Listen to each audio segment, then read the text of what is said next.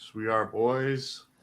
We've made it to quite possibly my favorite week of the year, boys. Time for some Christmas cheer. Mm-hmm. We're all decked out in our festive Christmas gear. We're ready to talk some ball. Cheers to all of y'all.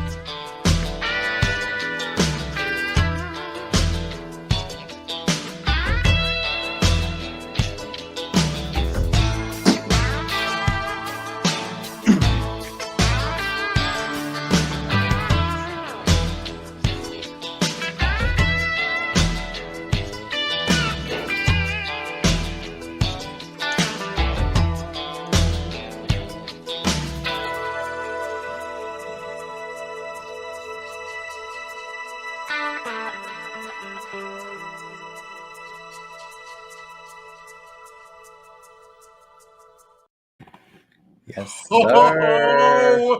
Ho, baby. Ho, mate. Football freaks. Yes. Geeks, have no fear. As he drops his camera, four horsemen and Pick'ems are here in the flesh, baby.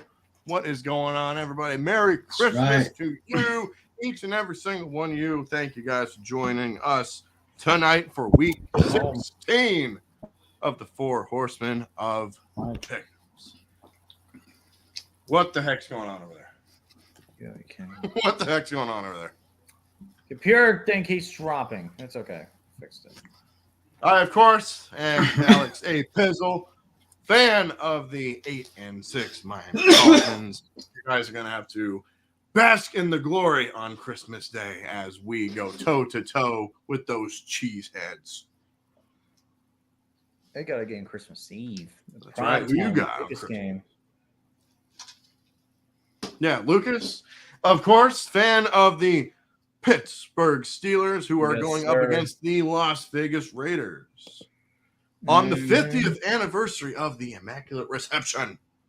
Before we go ahead and do anything else, Alex, I think we should do a in memoriam, a moment of silence, because unfortunately, Franco Harris, the man who caught the Immaculate Reception, passed away last night due to in his sleep. He must have slept to pass away, and it's an unfortunate thing. So I do have the picture of him. I just want to get a quick moment of silence for Frank O. Harris. So that being said, there it is.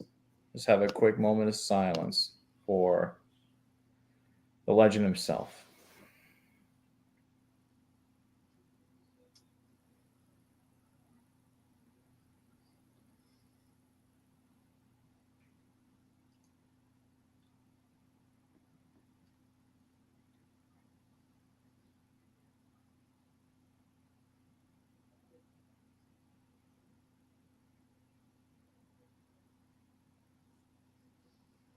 Thank you. Yes. All right. What? What happened? I pushed the button. I'm sorry. I actually pushed the wrong button. My apologies. Got a little excited there. Of course, Tiny Tim, representing America's team 365 days a year. They are 10-4. Yeah, that's right. And we have we have a big matchup this week against those filthy Philadelphia chickens. However, there may or may not be Jalen Hurts in the Eagles lineup, but he has not been ruled out. We'll get to that later. We will get to that. And I want to wish a Merry Christmas to everybody watching out there. Merry Christmas. Happy holidays. Happy Kwanzaa. Happy Hanukkah. Happy Festivus for the rest of us. Blessings to all. Yes. Guys, we got something we haven't had in quite a while. We got ourselves a special guest picker here tonight. Ooh, nice. Someone, Tim, that you know pretty well. Oh, really? Someone that we have known for quite a long time. Uh-huh. He is a fan of the New York Football Giants and is a co-host on Fantasy Football Fever. Johnny Flynn. Hey! What's going on, everybody? Merry Christmas, Happy Hanukkah, Joyous Kwanzaa to you. Yes. Oh, my man Flynn. Hey. The lighting's looking pretty damn good. What do you think? There we go. Yeah, all right. I actually have the ring light working in front of my laptop webcam, so looks good. Looks good, man. Thank you. Very nice setup, man. So it's got to be 2 nights in a row that I got to deal with this guy here. I had to do it.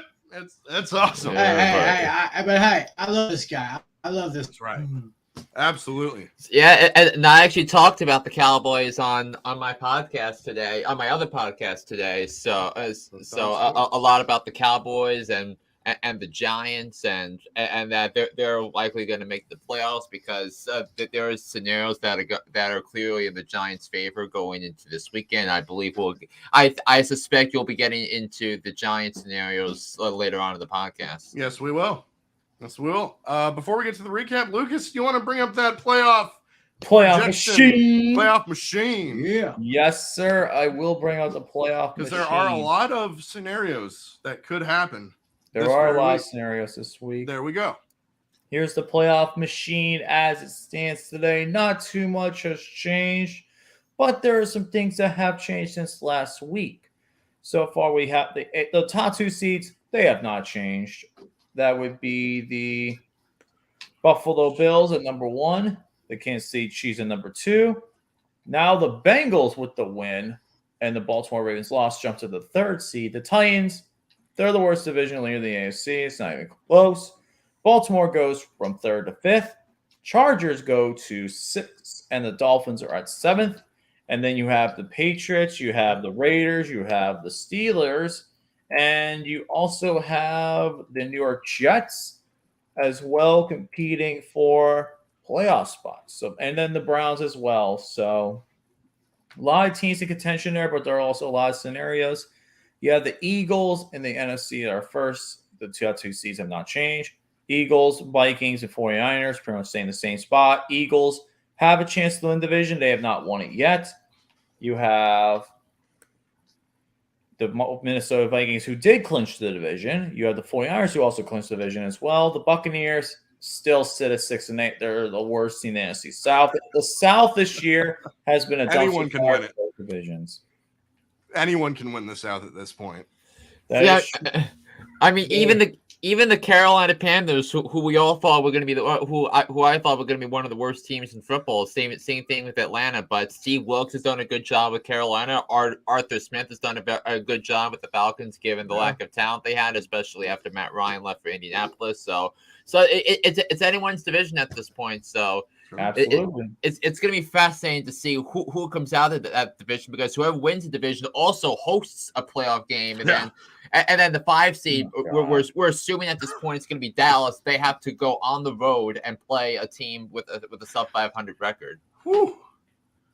I just can't believe it. That's nuts. It is nuts. Then we have the Cowboys, the 5th seed, Giants, and Washington, all in the playoffs. The entire NFC East is in the playoffs. The other teams in the hunt are the Carolina Panthers for the NFC South. You also have the Detroit Lions the Seattle Seahawks, and that's about it. Packers have a fringe chance, but they're in very, very bad shape. They need a lot of help if they want to They get need a lot of help. The Cardinals and Rams are both eliminated from the playoffs, so pretty much the NFC South, the only other team that could possibly make it is Seattle. Right now, it's going to be a tight race the last few weeks, so let's see what happens here. Awesome. I'm very excited, though, for this week. So that's the playoff machine for this week. How will it look next week? Just have to see. Just have to wait and find out. That's right. Where'd he go? Where'd he go? I think he must have pushed the button. Hold up. I clicked the wrong button. What happened? The wrong button. Still here. That's what I thought. I'm still here. What in the world happened? Yeah, it's I clicked the modern button. technology. Have you been drinking? Have you been drinking too much alcoholic eggnog? No, I have not had any eggnog. That's the only way to have it, though. Yeah. That's the only way to have eggnog. It's spiked. Anyways, week 15 was freaking nuts. It was. Let's talk about it. It's time for the recap.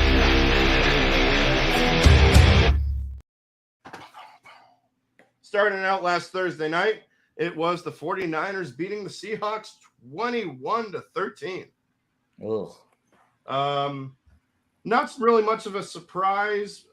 Seattle was the much better team. Brock Purdy, who was Mr. Irrelevant in this past year's draft, has been very, very good as the 49ers starting quarterback. Christian McCaffrey had himself a nice game, 108 yards and a touchdown. Geno Smith, who got elected to the Pro Bowl for the first time in his career today. That is crazy. Nicely done for him. Had himself a pretty solid game. Big props. Big props. Big props to Geno Smith. Glad for Geno Smith to get in the playoffs. But unfortunately, he was outdueled by, as Urinary calls him, Brock, like that's what he says, Big Cock Brock. Big. That's what he calls him now. Gosh. Oh my Lord! Or is it Rock? Wait, sorry, no, it's Big Cock Brock. That's what he calls him now. Instead of Big Dick Nick, it's Big Cock Brock. You for real? That's Urinary tree for real, man. Not really much to say about this one. I mean, it's a typical Thursday night game. Thursday night games this year have been pretty disappointing. Disappointing to say the least. Of course. And the 49ers got the win 21-13. Now we got some history next up. As the Minnesota Vikings came back in the greatest comeback in NFL history. They were down 33-0 at halftime, and they somehow, some way, found a way to get the win 39-36 in overtime. I could not believe it personally. I just do not understand how they just completely just the Colts absolutely blew that game, and it's just unbelievable how badly they blew that game. It was just abysmal. I didn't see all the game, but I couldn't believe how poorly coached the Colts are, man. I'm sorry, Jeff Saturday should not be back there next year. No. It's obvious he can't coach and can't manage time to save his life. Sorry, as much as people like him, he's got to go. Man, forget about Buffalo and Houston back in '93. This one was amazing. This one tops it. Yeah, it does. This one tops that for sure. Yeah. Oh, man. Even though officiating was pretty bad, it shouldn't have been 33-0. It should have been like, I think it should have definitely. They had 2 touchdowns called back, which was also crazy to think about. I gotta say, I feel bad for Matt Ryan. Oh, I do too. I feel bad for him. I mean, he let the biggest Super Bowl come back, and now the biggest regular season comeback. Should have stayed, or actually, I think he should have retired a few years ago, if you're asking me. Yeah, I agree. He should have retired at least 2 years ago. Yes, indeed. Yeah, we saw some history. game was absolutely nuts. 39-36 was the final there. Wait a minute, Alex, I forgot to mention. Oh, guess who kicked the game-winning field goal? Greg Joseph. Greg the Leg Joseph from FAU. Give a hoot. Don't pollute. Damn right. Browns beat the Ravens 13-3. Snooze fest. Yawn. Not really much to say there. Yeah. It was no, it wasn't Trace McSorley. That was in the other game. Tyler Huntley, why did he come back? It should have been Anthony Brown starting this game. They may have had more of a chance. And Justin Tucker missed 2 field goals. Oh, it was? Mr. Automatic missed a field goal? He missed 2 field goals. Wow. He missed. Mr. Automatic missed. He had one of his worst games. That's a shocker. It was a shocker, but honestly, Tucker, he's bound to have a bad game once in a while. He is. I did not watch a single thing of this. Me either.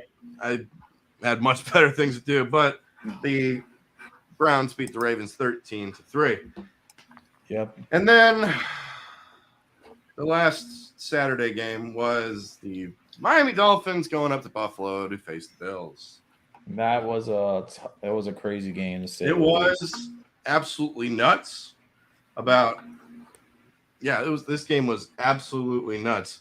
The one thing I thought was going to happen pretty much did, is the team who had the ball last would end up winning the game, and the Bills did. They did. But we went toe-to-toe with Buffalo in the snow. You did. We held our own. But it wasn't enough to get the job done. Buffalo got the win 32-29. All right. No swig there. A close game though, but man, the Buffalo. I know people got pissed though with Devin Singletary. How come you didn't finish the ball game? Like you could have held my fantasy. They got pissed at Devin Singletary. Also from FAU. Give a hoot. Don't pollute. Eagles beat the Bears. Eagles beat the Bears 25-20.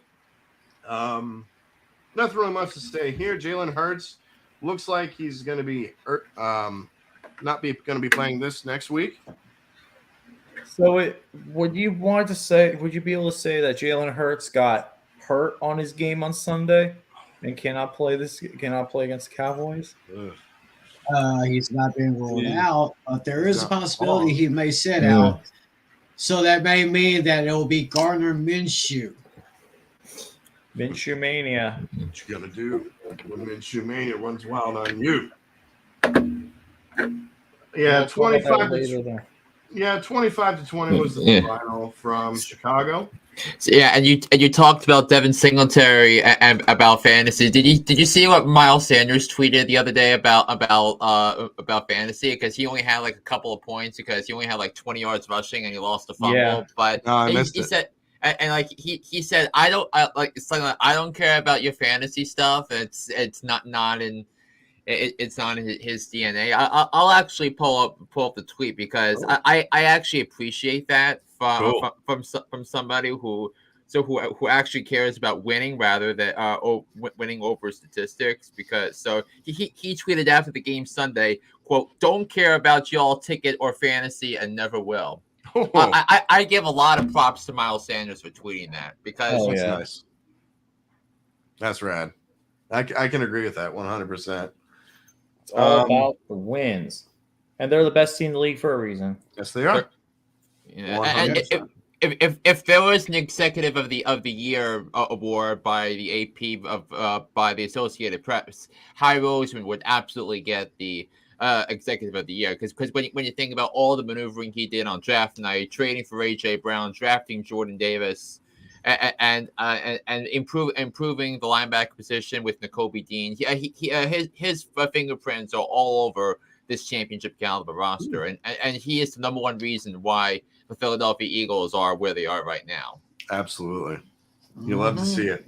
You love to see it, unless you're one of these Yeah, the guys' teams down here. Both the Cowboys and the Giants are in playoff spots, and you really can't. I couldn't expect. You've 8 wins through 15 weeks. You couldn't have asked for any more if you're the Giants, given the lack of talent and how they're still recovering from the Dave Gettleman era. Actually, error. Believe in it. Yeah, Dave Gettleman. Good old Gettleman. Will not be missed by anybody. All right. Next game. The Lions beat the Jets 20-17. The Lions continue to stay red hot. You let me down, Coin. You let me down.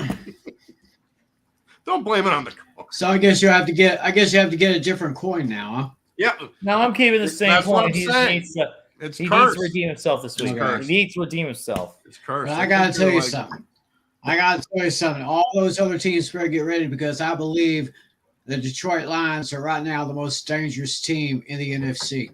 Absolutely. I agree. I can agree with that. If they Dan Campbell has the Lions fired up. And if they stay hot, they could make the playoffs.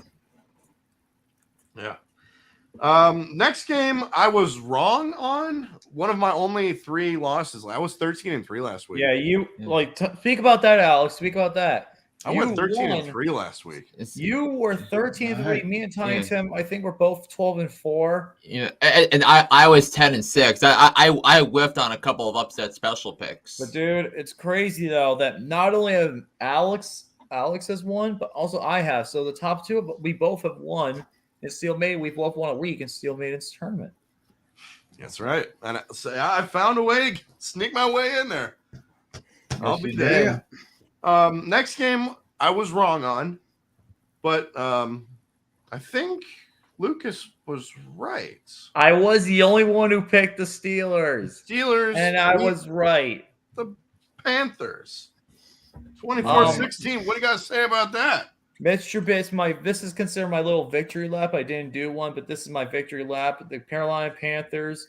I will say, CPG, good luck to the rest of your way. I know you're a diehard Panthers fan and haven't been doing much this year, but still, he's got good content on his YouTube channel. I know he has around. I really don't hate the Panthers, especially because you own them.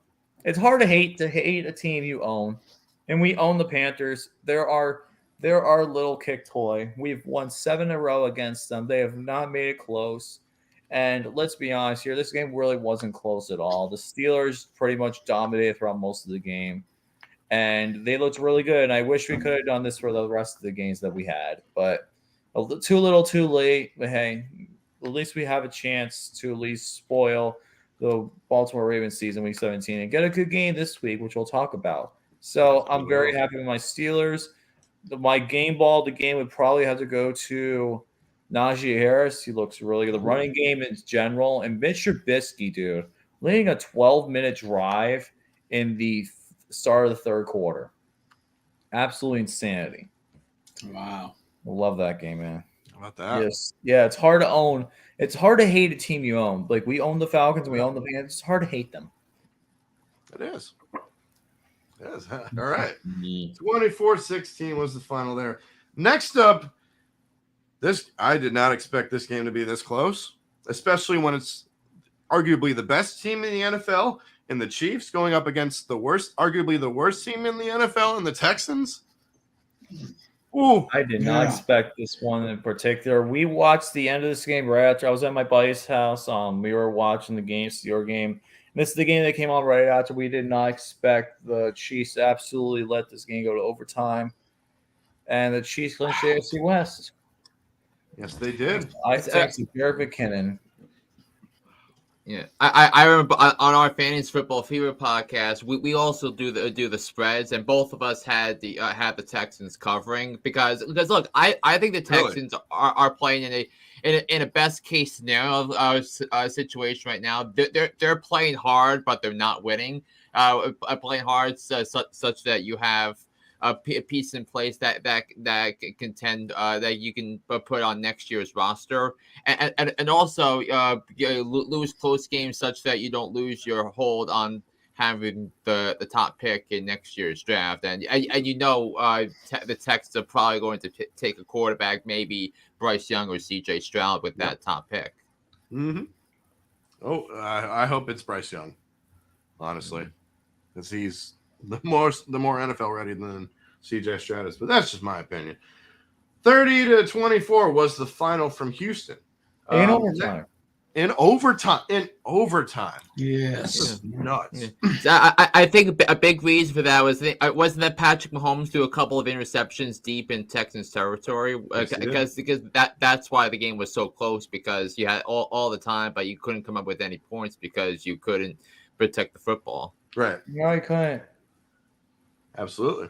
30-24 in overtime was the final from H-Town. Next up,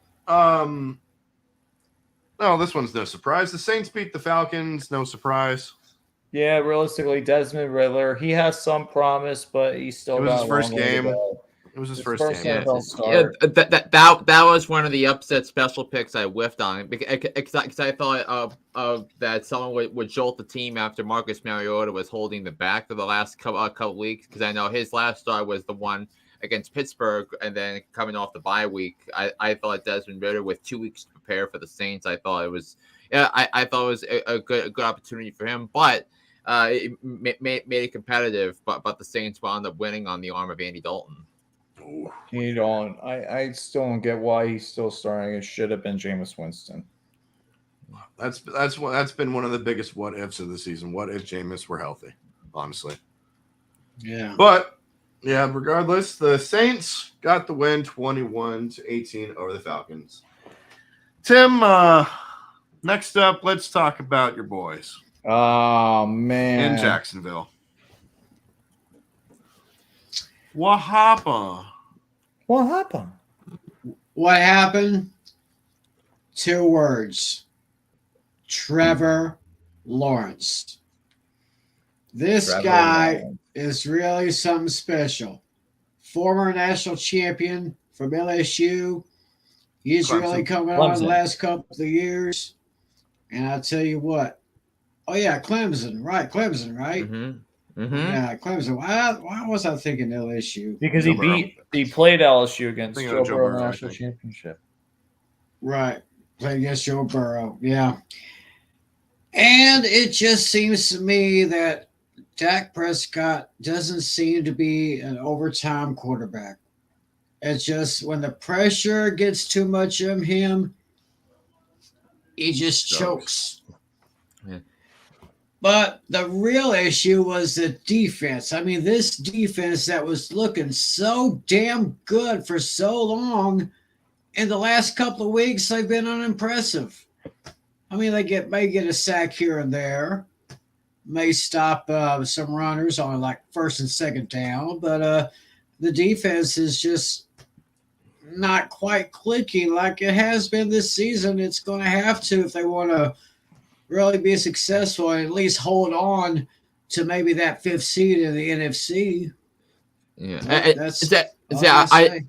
I think the thing that I took away from Dallas is that the last 2 years they've been so reliant on big plays and taking the ball away. I mean, Trayvon Diggs, he led the NFL with 11 interceptions, I believe, a year ago. But what was lost in the shuffle is when he wasn't winning those one-on-one battles. I mean, we saw that in the wildcard game against Deebo Samuel. We saw that in the Arizona game in early January against DeAndre Hopkins, that when he's not winning those one-on-one battles, he is as vulnerable a corner as it gets. And so if teams line a physical wide receiver on him, that he'll be able you might run different routes and slants that he might be exposed to.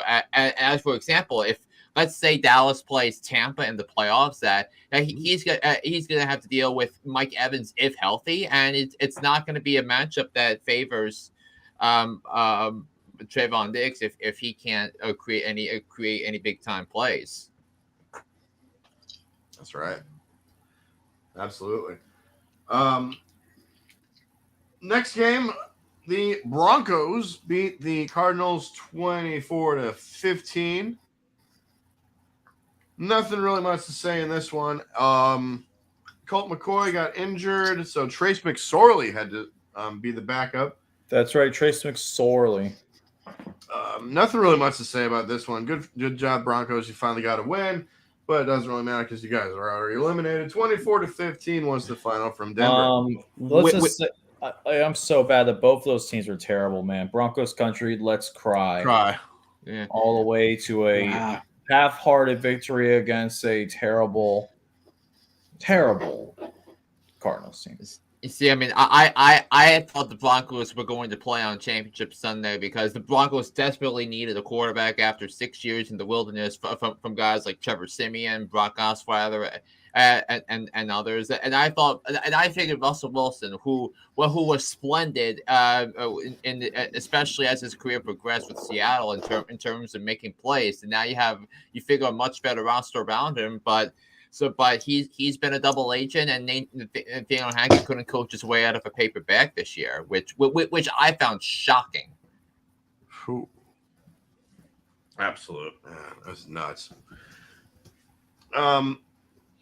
The Raiders pulled off probably the craziest win over the Patriots. I could not in overtime, 30-24. Oh my gosh. Do I even compare this to the butt fumble? Or so bad. I mean, it was I have no words. A lot of people were comparing it to the Miami. We are going to talk about this, Christina. Jacoby Myers is absolutely terrible. I'm sorry, that was a terrible play. I saw this live. I was losing. Oh, trust me. Have you seen Raider Ben's reaction? Oh, that's another. God. That was the other. That's another one of the games I got wrong last week.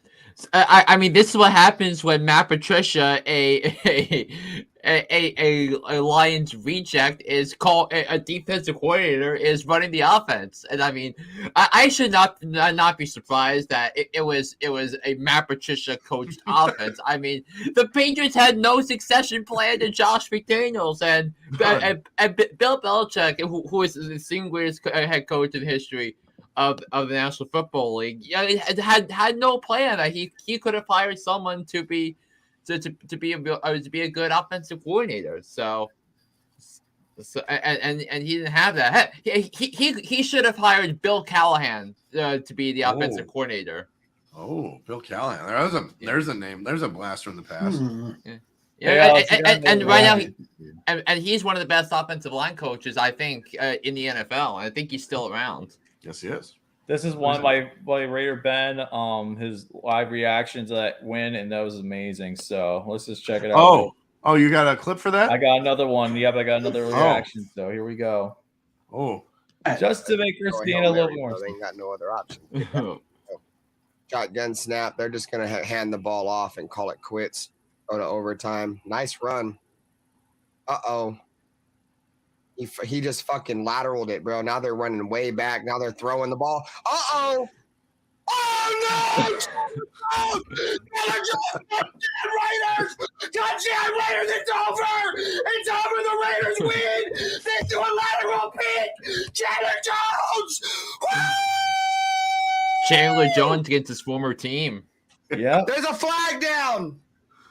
Whoa! What the fuck just happened, bro? What the fuck just happened, bro?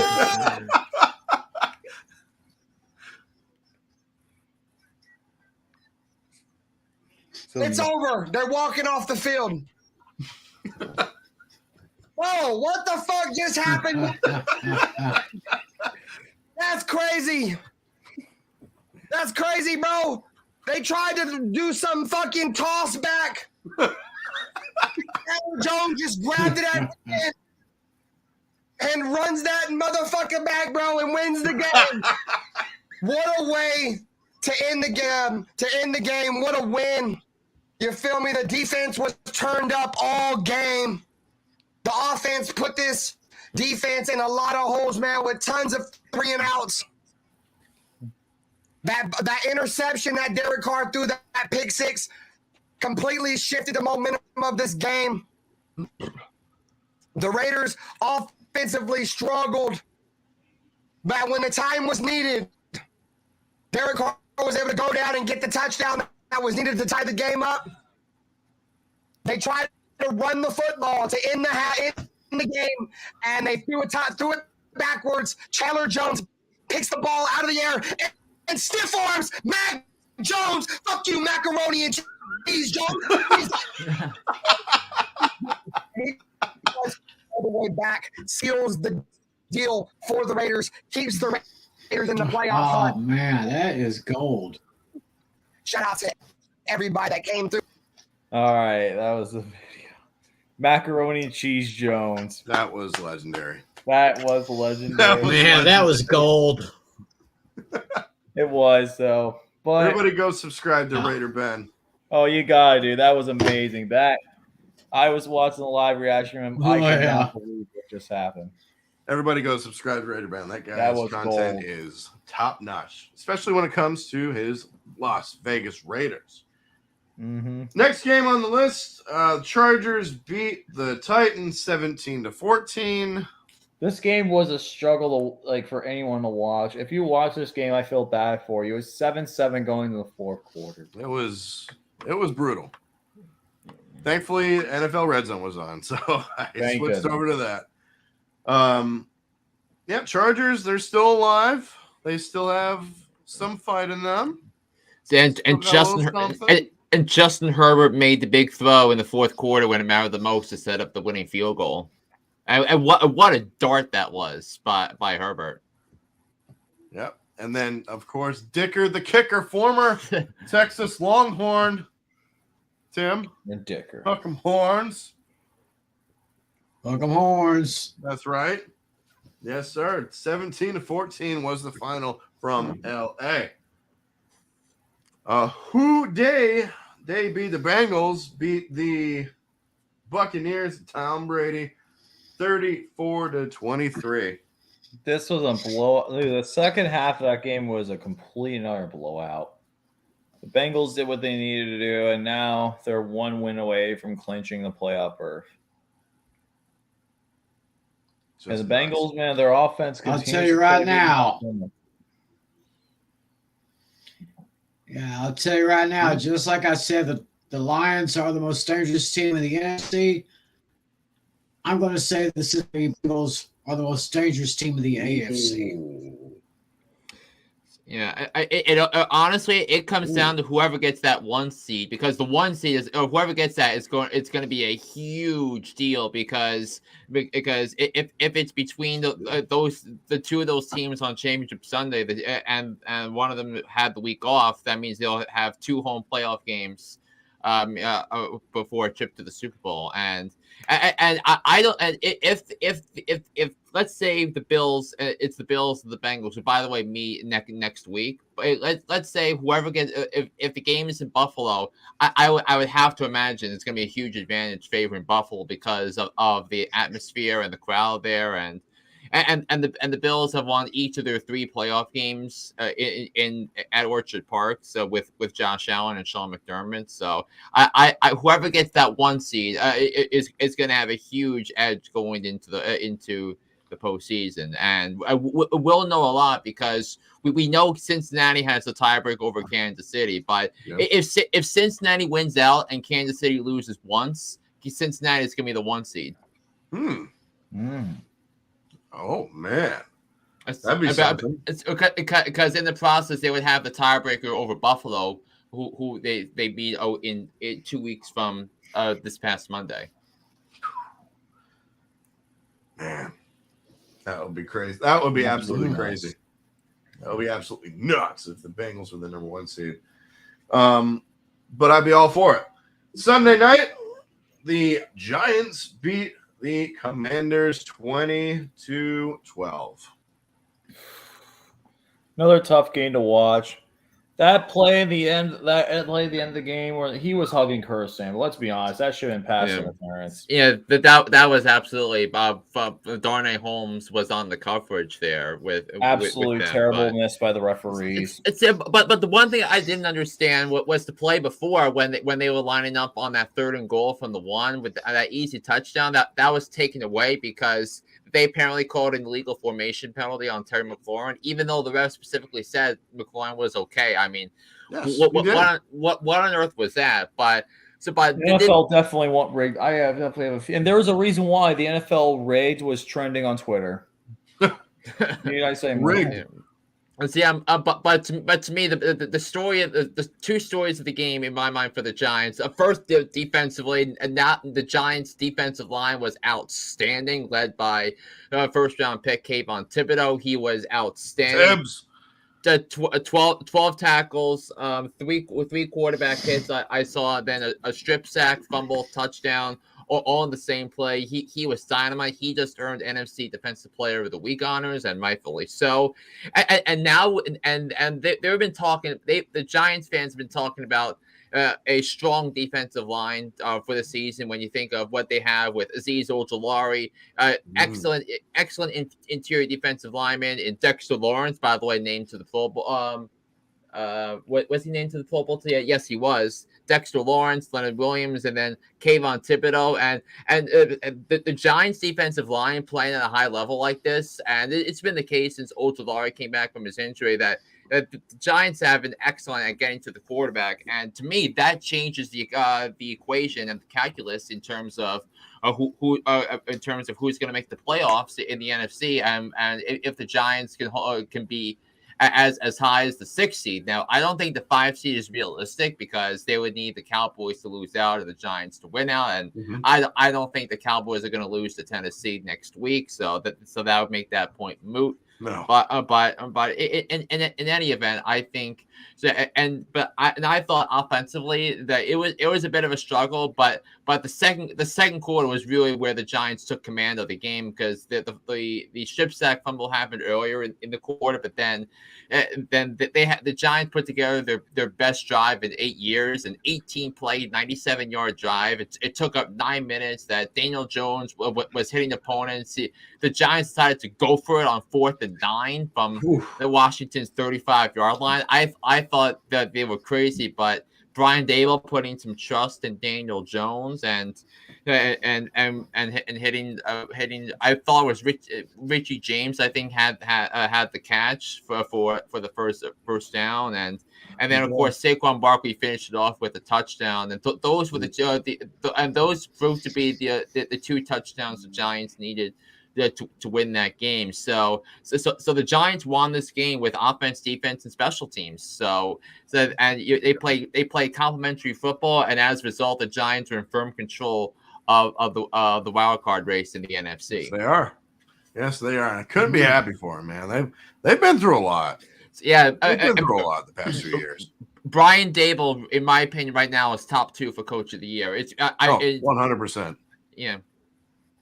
I agree 100%. Yeah, you have unlike previous years, you got some really good candidates this year, especially from the NFC. When you think of Kevin O'Connell, Dan Campbell, Brian Daboll, I think Mike McDaniel belongs in that conversation as well. When you look at the Miami Dolphins, and I wonder aloud what Nick Sirianni's case is, but I don't think with the Eagles at 13-1, but all in all, this never would I have thought the Giants were in the playoffs. And my preseason expectation for the Giants was 7 wins because when you factor in the schedule, which was favorable to them because they got the 2 weakest divisions of the NFL on their rotation list. They got to play the AFC South, which is terrible, and the NFC North, which has all been under 500 teams. But the one NFC North team they have not played yet is Minnesota, whom they play on Saturday in Minneapolis. That's right. We're going to talk about that in just a little bit. And then on Monday night, the Packers beat the Rams 24-12. That is very intriguing. So if the Packers find a way to win on Sunday in Miami, all hell is going to break loose in the NFC. And I'm probably gonna cry because that's gonna be a tough pill to swallow. Yeah. Losing to those cheeseheads. Yeah, anyways. I tell you one thing. Yep. Like I said, what happened to the team that won the Super Bowl last year? All this year, I've had to put out an APB for these guys. I have not found them yet. I think we have to look up the missing persons ad, you know? I mean, the only way the Rams were going to win the Super Bowl was taking the all-in Ocean's 11 style approach, with signing big name players all over, doing whatever it took to win. Because let's face it, the Rams only had a 1-year window to win the Super Bowl with what they have, with the incredible defense, with Aaron Donald, trading for Von Miller. You knew you were only going to get. He was only going to come over for a rental, but it was all worth it in the end because the Rams won the Super Bowl. You have that forever. Now you can drop back the next few years and not have to worry about a long championship drought because the Rams just won the Super Bowl. So do you regret what the Rams did to get to this point? No, because you won the Super Bowl. It got them a ring. So, but the Rams having a season like this is the cost of the future. You know how they say mortgaging the future. So that's literally the future that was mortgaged for that one title. True, you're absolutely right, 100%. Hope it was worth it. I hope it was worth it, man, because they gave up a lot.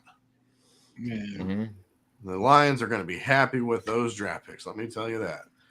And they currently have a top 5 pick next year because the Rams are 4-10, and Seattle has the number 2 overall pick right now, and the Eagles have the number 5 overall pick in the Saints trade. So those teams are going to be set for a few years with those picks easily, 100%. All right, biggest winners and losers of week. Oh boy, number winners and losers. 15. Ooh. Who's your guys' biggest? Should we start? Should we be naughty or nice? Naughty. Let's start. Biggest naughty losers.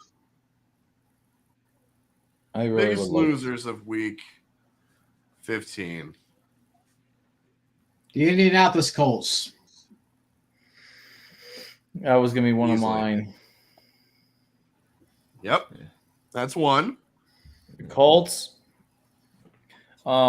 Jacoby Myers is probably my biggest. Jacoby Myers, Jacoby Myers is probably my biggest loser. Yeah. Jacoby Myers. Yeah, definitely. What the hell is that? Yeah. Yeah, for me, it's probably the Colts, no question about it. That's the biggest comeback in history, and they let it fall right through their fingertips. Exactly.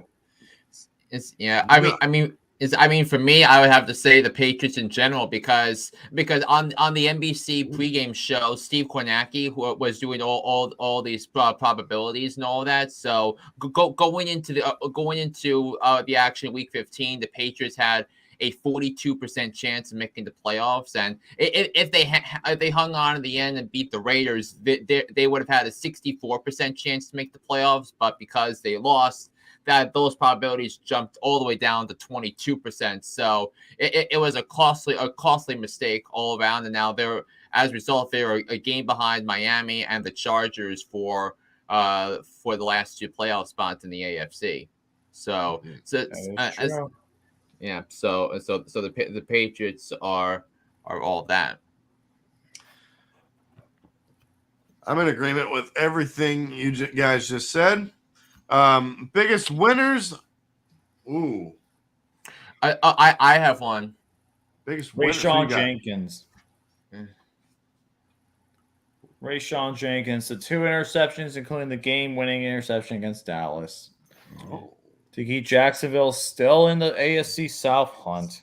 Yeah, I mean, I was gonna say Jacksonville too because if Jacksonville runs the table, they're in. They win the division because they have the Jets tomorrow night. They have the Texans at NRG Stadium on New Year's Day. Then the final week of the season, they're home against Tennessee in a game that's very likely going to determine who wins the AFC South and who misses the playoffs. So and it's in Jacksonville. It could very well be the Sunday night game, week 18, because they usually do a winner go home scenario where the winner gets in, the loser is out. So it happened 3 years in a row in the NFC East, but we haven't had something like that for the Sunday night game since then. So keep your eyes on the Jaguars. Oh yeah. Yeah, and meanwhile, the Titans are home against the Texans with single-digit win chills. They've lost 4 games in a row. Yeah, and the thing is, so they lost to Cincinnati, Philadelphia, Jacksonville, and the Chargers. 4 and games in a row. The funny thing is, I picked the Titans in each of those 4 weeks, and I lost them all. Oh man! Wow, that's brutal. Oh man. My biggest winner, I would say Chandler Jones. Yes. The Chandler Jones revenge game. Revenge against his former team in one of the coolest wins of the year. Absolutely one of the coolest wins of the year. I agree. Okay. It's time for some picks, boys. Yes, sir. It's time for week 16. Starting out Thursday night, it is the Jacksonville Jaguars and the New York Jets. This game is in New York. The Jets currently are 1-point favorite. 1.5. Oh, it went off. Unfortunately. The announcers for this game, you know who it is. It's Al Michaels and Kirk Herbstreit on Amazon Prime and Twitch. And the referee's Brad Allen. Who do you guys got and why? Jaguars and Jets. Oh, God. I guess I'll go first on this one. This game is going to be... It's going to be interesting to say the least. But this game features the duo of Zach Wilson versus Trevor Lawrence. And I really don't know. Number 1 versus number 2. Number 1 versus number 2 in the 2021 draft. That's right. And it's in the Meadowlands. The Jets have not been playing very well lately, even though they've been competitive the past few weeks. They've been kind of struggling in regards to just offensive production and just overall consistency on defense. Jaguars have been one of the hottest teams in the NFL, and I think that they want to win the NFC South for Doug Pearson, the spade up the rebound and the turnaround they had. And I think the Jacksonville Jaguars, I think, are the slightly better team. I think that, unfortunately, there won't be any Mills getting their panties wet with Zach Wilson on the field. So I'm going to take the Jacksonville Jaguars to win this game. My final score is going to be 24-21. Give me the Jaguars. The Jaguars. Jaguars, yeah. Yes. I'll tell you what. Ever since Sunday, I mean, these Jaguars they're really starting to warm up. They do have a chance to win their division. Titans lost 4 in a row. Colts are kind of down. Houston is trash. So I think Jacksonville is pretty much in the driver's seat. And they will be on Thursday night. New York, I think their big season is pretty much over, I guess. It's back to ETS just end the season. I guess it's back to that. Yes, that's right. Yep. So I'm taking the Jacksonville. I'm taking Jaguars over the Jets 27-20. Okay. There you go. Well, this is an enormous game when it comes to the playoff picture. Jaguars are riding high behind Trevor Lawrence, but the Jets' defense has been absolutely outstanding. That will present a real problem for one Trevor Lawrence. Jaguars' defense has struggled, but let's be honest, so has Zach Wilson. So look for Trevor Lawrence to get the best of that battle between the battle of the first 2 picks in the 2021 NFL Draft. Jaguars keep pushing for that postseason with a victory. Give me the Jaguars 24-20 over the Jets. What about you, Flynn? Yeah, I thought it was a tricky game to pick because first it's going to be windy and rainy tomorrow night at the Meadowlands. There's that big monster storm that's going up the Northeast, and it's going to give some wind and rain. So this is more favorable for defense. So which could be an issue for Trevor Lawrence. But then I remember. So that the team gravitated so much toward Mike White, and we saw the Jets were able to move the ball up and down the field at will with Mike White as the quarterback. But it hasn't been the case with Zach Wilson. I mean, yeah, you saw the frustration with Garrett Wilson with some of the throws that in which he was wide open and he missed on. And it's just not coming around as the quarterback that Joe Douglas and Robert Saleh envisioned him to be, and as a result, it's turned into a bad situation for the Jets. So I think Jacksonville is playing confident right now. I think Jacksonville is better coached. I think. Yep. I think the offensive line is playing well. I think it's going to be a really good a good opportunity for the Jaguars to run the football. I know the Jets are banged up with a couple of injuries on defense, so I'll take the team with the better quarterback here in Trevor Lawrence. Now I hope he scores more points in this because in one of my leagues I'm starting him in fantasy.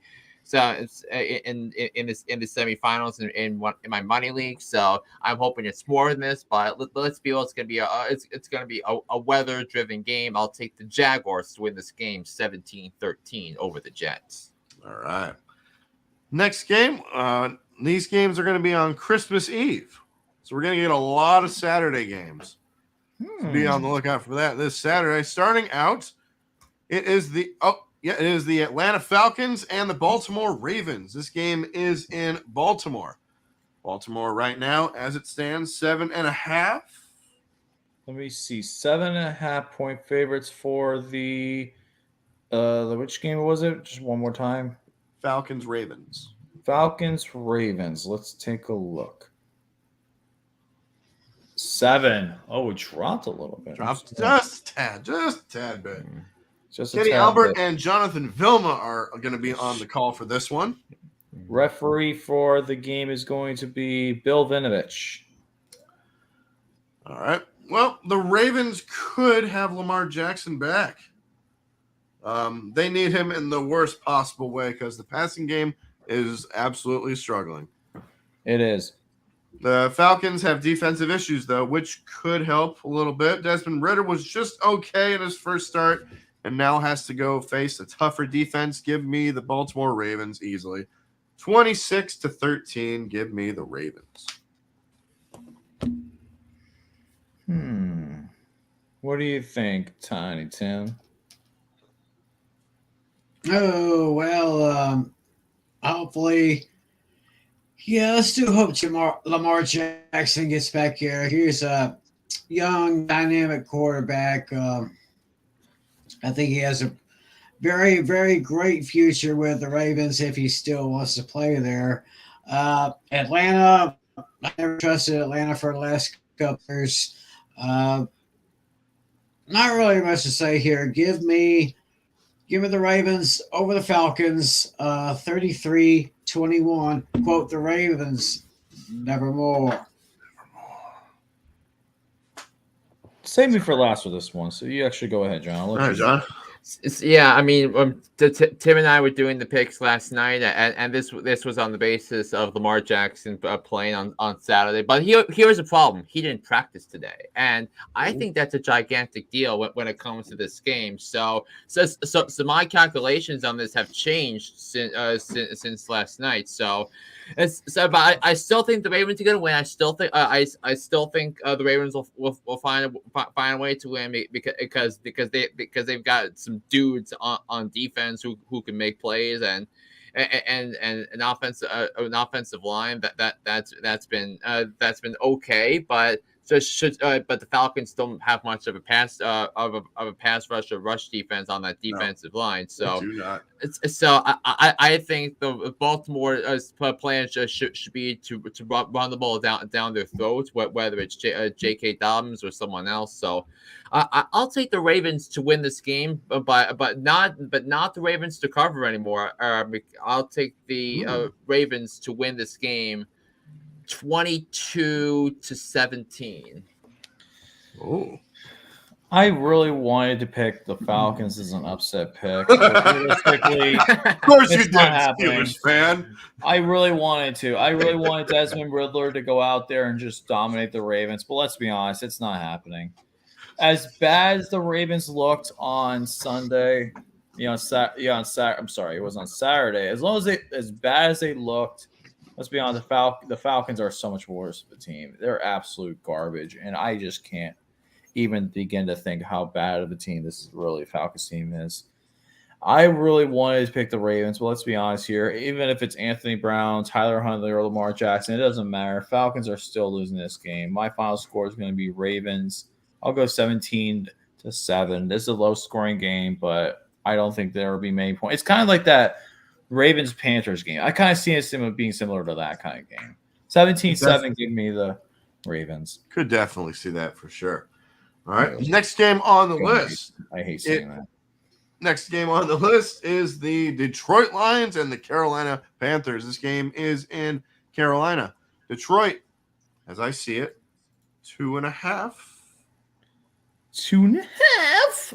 Yes. 2.5. You actually got it right this time. 2.5. Yes, right on the nose. You got it. Right on the nose. Referee for this game is? Referee for the Lions and Panthers is Sean Hockley. And Chris Myers and Robert Smith will be on the call. Who you guys got and why? Lions, Panthers. I'll actually go first in this one. Lions and Panthers. Well, the Detroit Lions. Oh, my bad, Tyington. Do you want me to go? Kelsey. Yeah, go ahead, bro.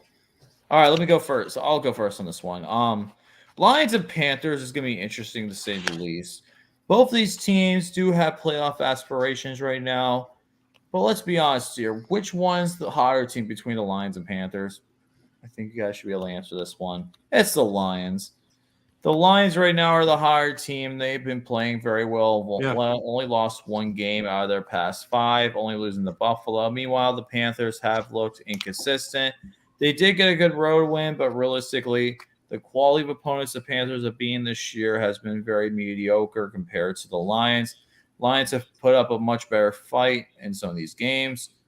And I really just don't trust the Falcons here. The only wins the Panthers have gotten are against the Saints, the Bucks, the Falcons, the Broncos, and the Seahawks. So if you take out the NFC South, this team would be 3-12. So yeah, I don't trust the Panthers here. Give me the Lions to win convincingly. Final score is going to be Lions 27, Panthers 17. Give me the Lions.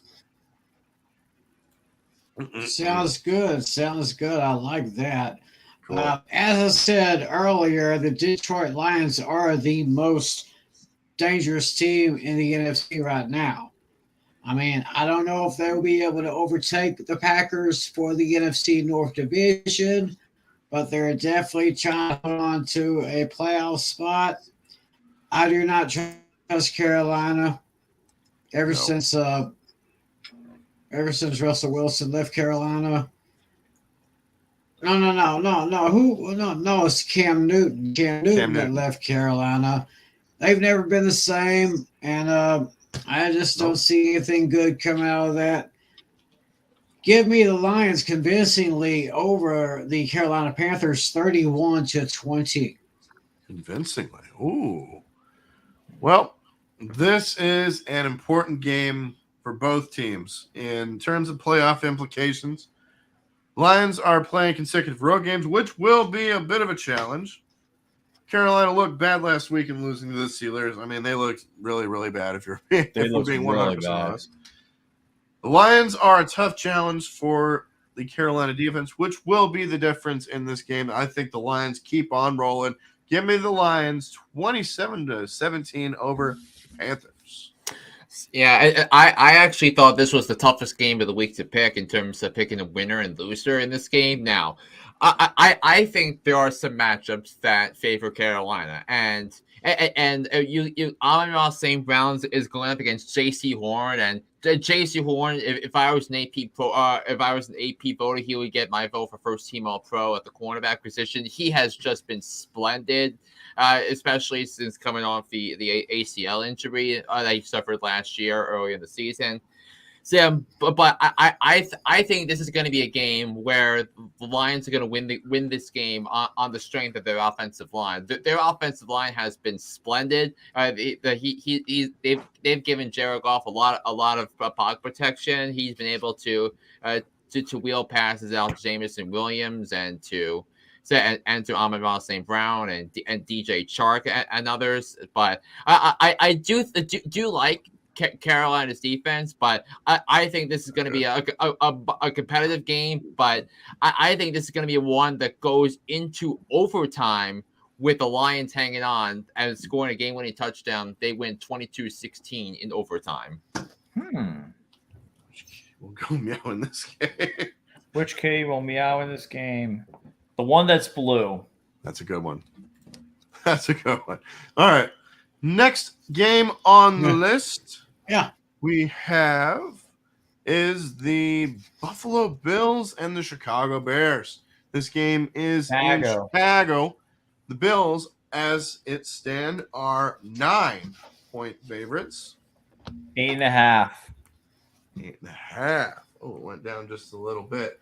Greg Gumbel and Adam Archuleta are going to be on the call for this one. And Carl Sheffers is the referee for this game. Oh, boy. Oh, boy. The Bills are trying to lock up the top seed in the AFC while the Bears are playing out of spite. They're already been eliminated. They're just playing for pride at this point and fantasy points. Yep. But the Bills play the Bengals next week after beating the Dolphins. Oh, that looks like a sandwich game. It won't be. I think Josh Allen will put up a ton of points as the Bills keep it rolling. Give me the Bills to beat the Bears 37-21. And for the second consecutive week, the Bills are my lock. And this is my stone cold lock of the century. For the week. Ooh. And no, it's the Bills! Buffalo all the way this time! Because nobody circles the wagon like the Buffalo Bills. I love it. Give me a second. Be right back. I should go get my chart. Okay. Glenn, who you got in this one? Yeah, I think what's lost in the shuffle with the Miami and Buffalo is like last week was the Bills team that I saw, especially from the offensive side of the football. That's the Bills team that I expected all year, and the last few weeks has been a bit of a challenge for Buffalo offensively. I know that they said that they barely won against the Jets, and then they overwhelmed New England, but didn't look great in my mind doing so. But for Josh Allen to dominate the way he did in the elements, he just dominated, and now he's got another opportunity to throw gas in the Arctic air. It's going to be in the single digits in Chicago on Saturday. Cool. So I think that this is the perfect opportunity for Josh Allen to go all out, and this game to me screams 35-24 Buffalo. So I'll take the Bills to win and the Bills to cover. Okay. Tim, who you got in this one?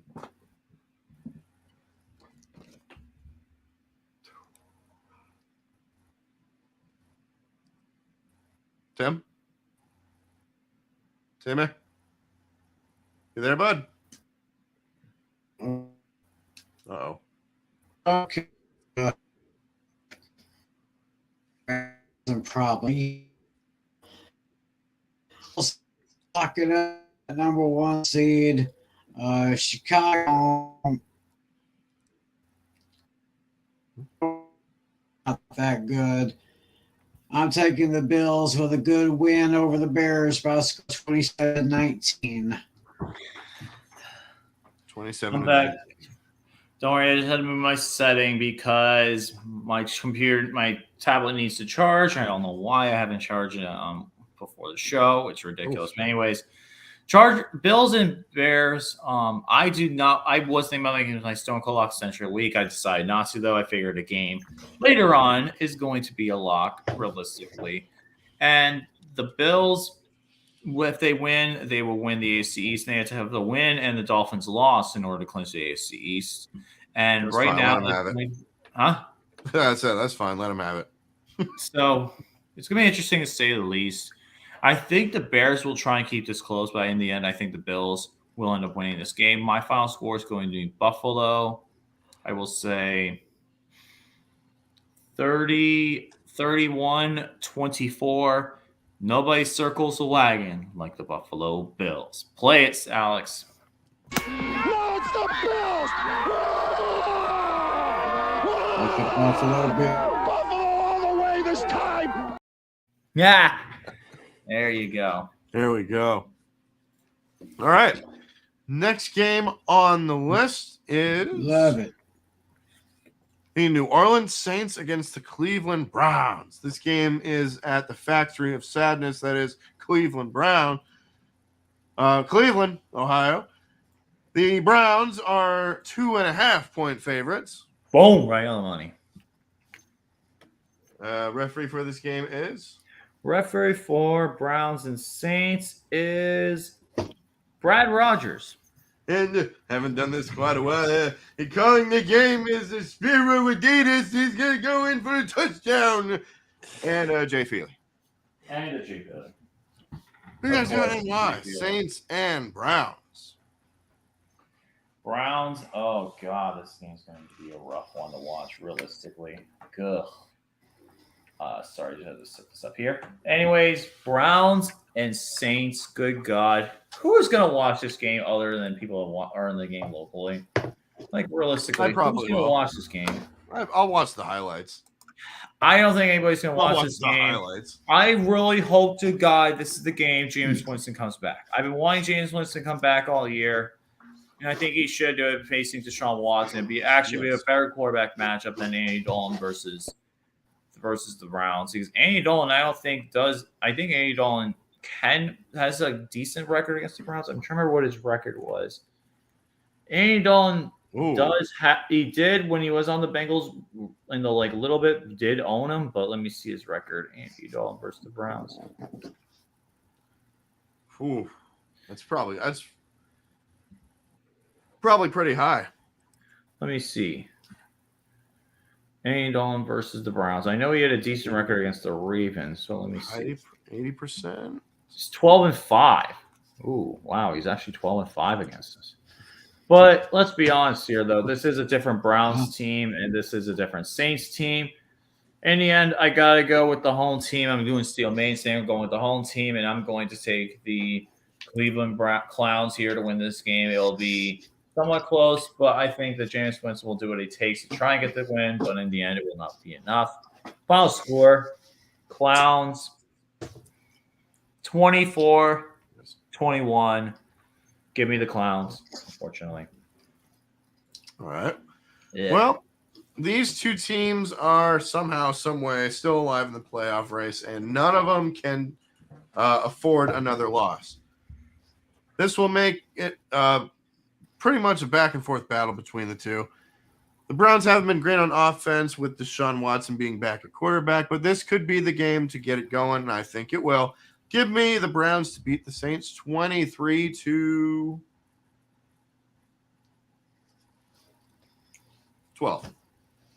There you go.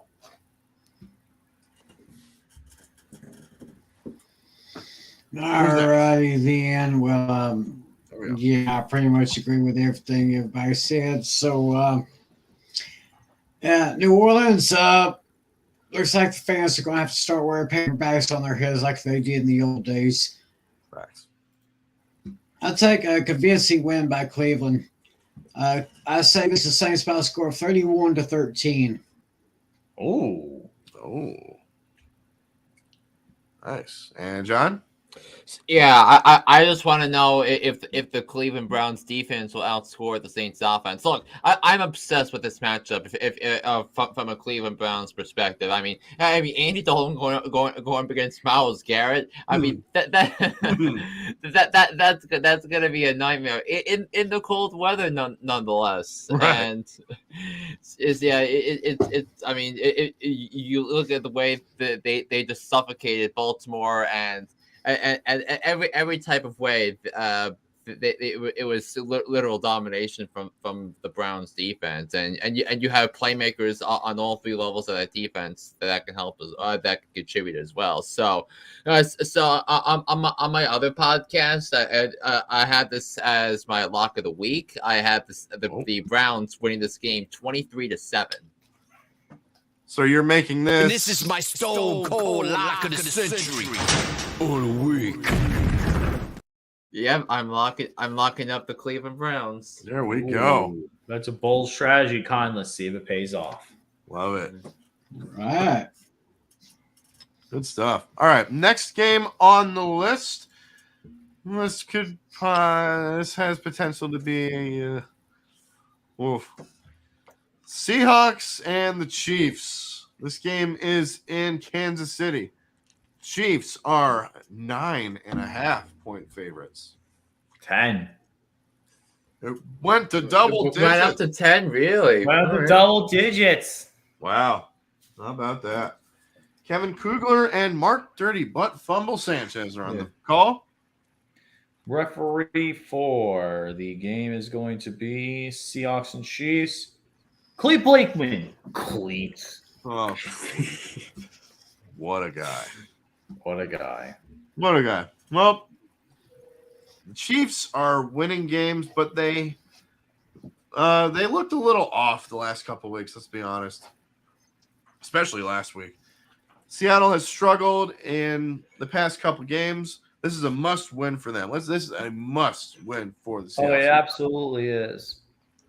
But this is a tough place to play. This is Arrowhead. This place is probably louder than Lumen Field is in Seattle, if we're being honest. Defense has some major issues. Will show up here as Patrick Mahomes lights them up. Give me the Chiefs convincingly, 35-21.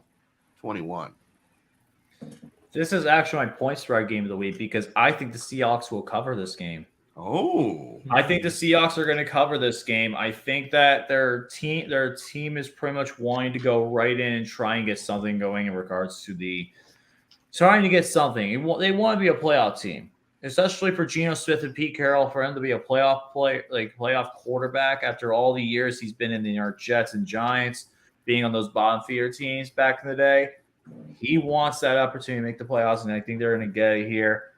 But I think the Chiefs are going to be too much, but I think the Seahawks will cover the point spread. My final score is going to be 31-27. Give me the Chiefs to win this game. Ooh, interesting. Interesting indeed. Yeah, I got it. Seattle's been doing pretty good. Geno Smith, first Pro Bowl. Congratulations to him. But like Alex said, they're at Arrowhead, very loud, and they go crazy over there. And I go crazy for my Chiefs. Of course, my Chiefs are my number two team. Give me the Chiefs over the Seahawks by a score of 34-24. Oh, wait a minute. Highlight Johnson's comment real quick for the Arrowhead Stadium. It's going to be John. Where's it at? Johnson's comment. Sir. There you go. It's the truth, though. But yes, very true. Hey, I gotta give you some dap, Johnster. I gotta give you some dap on that. Boom. Yes, oh yeah, man. That was good. Uh-oh. Ooh. Ooh.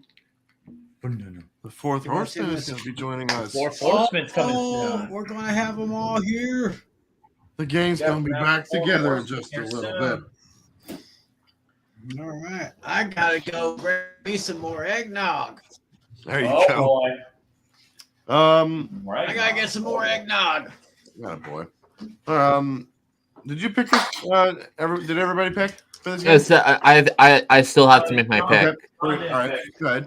Yeah, so I can't stress how much I love the Kansas City Chiefs to win this game and to cover. Look, Seattle is not the Seahawks team I expected at the start of the season is the one that's shown up the last 2 weeks with Geno Smith and the coaching holding them back from any sort of victory here. So, and now they have to go on the road against Kansas City, who's back home as newly minted division champs. So, I think this is going to be a game where the Chiefs are trying to keep to stay in contention for the 1 seed in the AFC. And they know that they're probably going to have to win out in order to have a chance at that. So I think that run continues on Saturday in the cold weather at Arrowhead. So I'll take Kansas City to win this game 38 to according to my picks 38-24.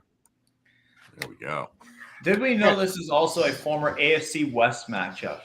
Because yes, the Seahawks is in the AFC West. AFC West that's way back when. Yes, Seattle played everybody in their old division this year. That's right. So it's because the NFC West cycle this year had playing the AFC West. That's right. Well, next game on the list. It's a divisional matchup. It is the Houston Texans and the Tennessee Titans. This game is in Tennessee. The Titans are 5-point favorites. Why 5? No way. This says 3. 3. Ooh. Oh, I think I know why it's 3. It's because Tannehill is hurt, so that's why I went from 5 down. I think he's going to be out for the rest of the year, from what I hear. So bring on Malik Willis. Referee for this game. Referee for Houston Texans and Titans is Sean Smith. And Andrew Catalon and James Lofton are going to be on the call for this one. And the great John Lou McCarthy as the spotter for the NFL on CBS broadcast. Yes, indeed. Who you guys got and why for the Titans and the Texans in Tennessee? Save me for last. I got something funny going on for that. Yes. How about one of you guys go first? John, who you got in this one first? Yeah, I'll start first. So similar to how I had the Lions and Panthers as the trickiest game in terms of the winner or loser. This one was the single toughest game of the week to pick when you look at the spreads here. Now, I'm going to take Tennessee. I'm cautiously going to pick Tennessee to cover, regardless of who the quarterback is. But I mentioned this earlier, but if the Texans can continue to show the fight that they've had, if they continue to play for some franchise pride for Lovie Smith, they're going to very much be in this game, which is why I think why I was cautious in picking this game. But I mean, Derrick Henry against the Houston Texans. I mean, where have we possibly seen this tale before? I mean, 200 yards rushing in what was it, three straight games against these Houston Texans. I mean, it's unbelievable how much he dominates this team, and that's where I think he's going to help. What leads me to laying the points here, and I actually think Malik Willis is an upgrade over Ryan Tannehill at this point. I think he's going to be a solid quarterback in the NFL, and I think all 31 teams are going to regret not the other 31 teams are going to regret not drafting him. I mean, in my mock draft, I had Malik Willis going to Carolina with the 6th overall pick in the draft. That's how high I was on Malik Willis in terms of his throwing ability, in terms of his running ability. I think he has a lot of those things. So, I'll take Tennessee to win this game 21-14. Okay. Well, Titans are in jeopardy of missing the playoffs if they don't turn things around. Texans have played. They've played a lot better in recent weeks. They went toe-to-toe with Dallas in Dallas, and then last week in overtime against one of the best teams, if not the best team in the NFL, in the Kansas City Chiefs. But this will be a challenge against a team that needs a win badly. Like we all said, Tannehill will be out. And I think that will make a big difference because Malik Willis last week looked pretty meh against the Chargers.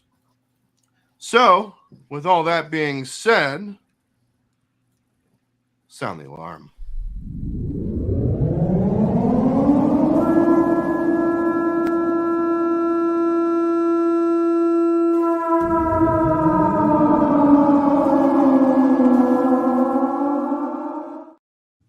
That's right. I'm pulling the trigger. Give me the Texans to beat the Titans 24-18. Alex, I'm joining you on this one.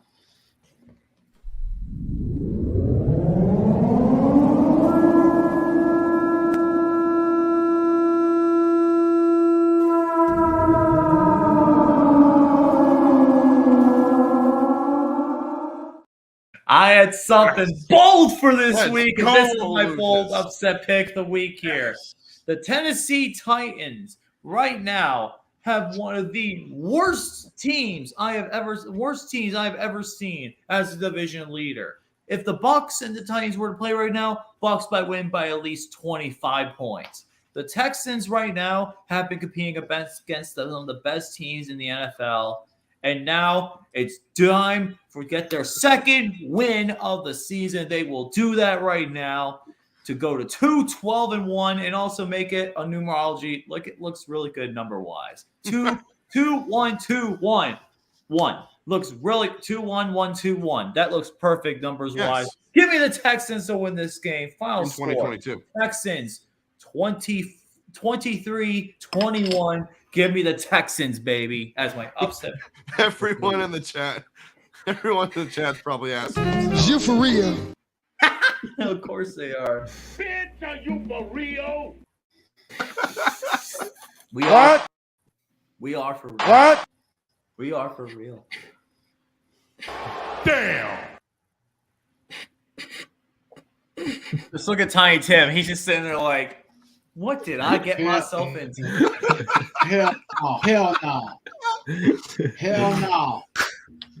Hell no. Play it. Hell no. You want to play the song? Hell no. To the no, no, no. Hell to the no. Hell to the no. To the no, no, no. Listen. Yeah. Holy crap, that's brilliant. Love it. Hell no, it's gonna be fucking. I love that. Some tells me that somebody has been drinking a little too much alcoholic eggnog around here. And me, because this is non-alcoholic right here, baby. I mean, I may have a little bit of rum in there a little bit later, but no, I tell you what. I mean, I can see Derrick Henry really having a big game against these Texans. I'm not going to sell them short, but I've actually Alex and LC, they got this as an official, but I'm going to the other end. I'm taking the Titans behind the legs of Derrick Henry. I'm taking the Titans over the Texans 30-20. And not only am I taking the Texans, I'm locking them up. And this is my stone cold lock of the century. All week.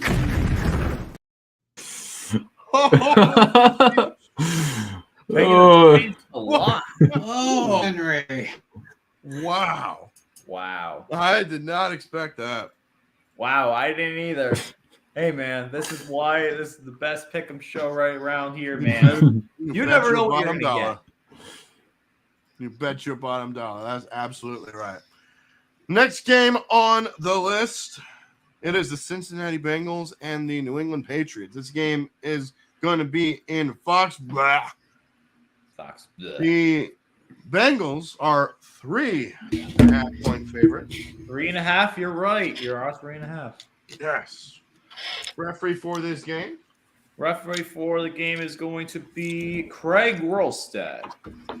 And let's see, Ian Eagle and Charles Davis are going to be on the call. So that means the CBS's number 2 crew is going to be there. That's right. Ooh. Yep. Who you guys got in this one? Bengals and Patriots. Patriots and Bengals. I'll actually go first on this one. Patriots and Bengals is going to be something pretty interesting, to say the least. The Bengals right now, even without all their top guys, are still looking very impressive, to say the least. The Bengals right now, I think, do have a very impressive roster overall. And with this win, they will. He's here. Hey! Ho, ho, ho! Merry Christmas, you filthy animals! Yes! Bands back together. Yes, he's here. Yeah. I'm so damn happy he's here. Week and a half off. It is the holidays, which means I will be on here next week as well. Yes. Let's go, man. Yeah. The legend.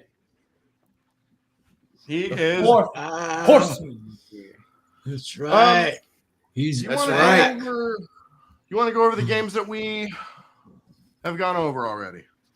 Yeah, let me get you caught up on my picks. It looks like you're on Bengals Can't take a Patriots. restroom break anyway. Yeah. Don't worry about me taking your picks. I'll just do that on replay in the morning. Okay. But Cool.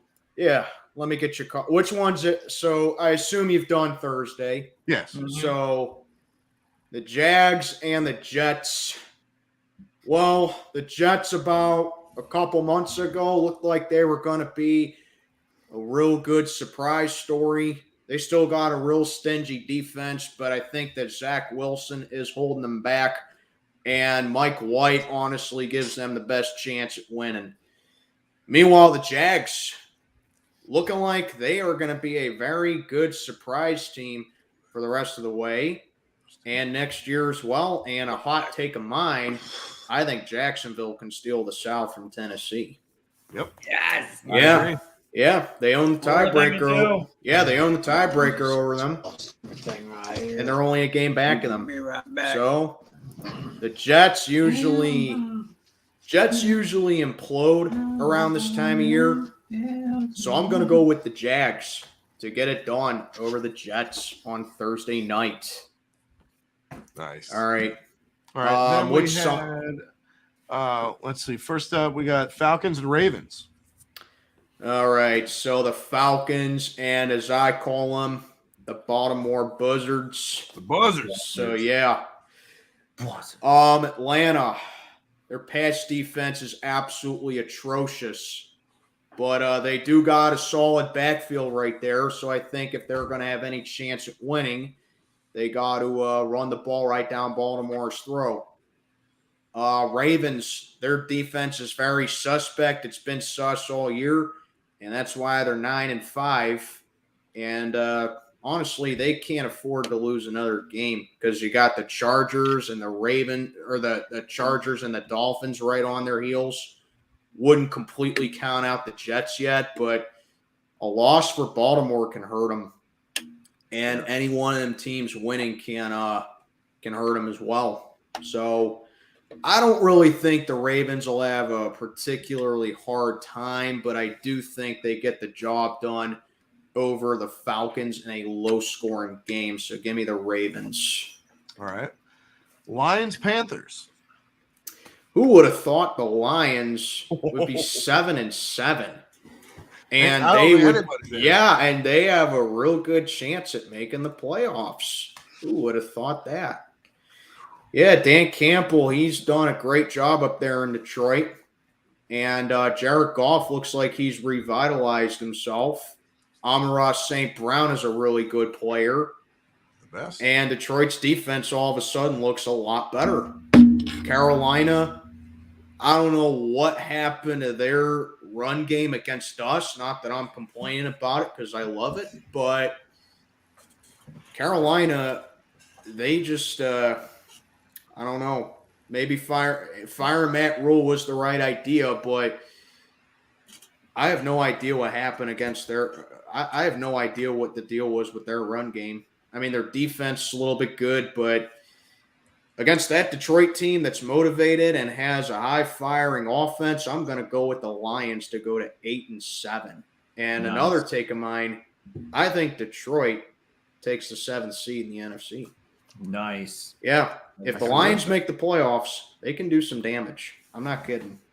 Right. I would not sleep on that team. No, not me. Nobody. I don't think anybody would. Nope. Bills and Bears.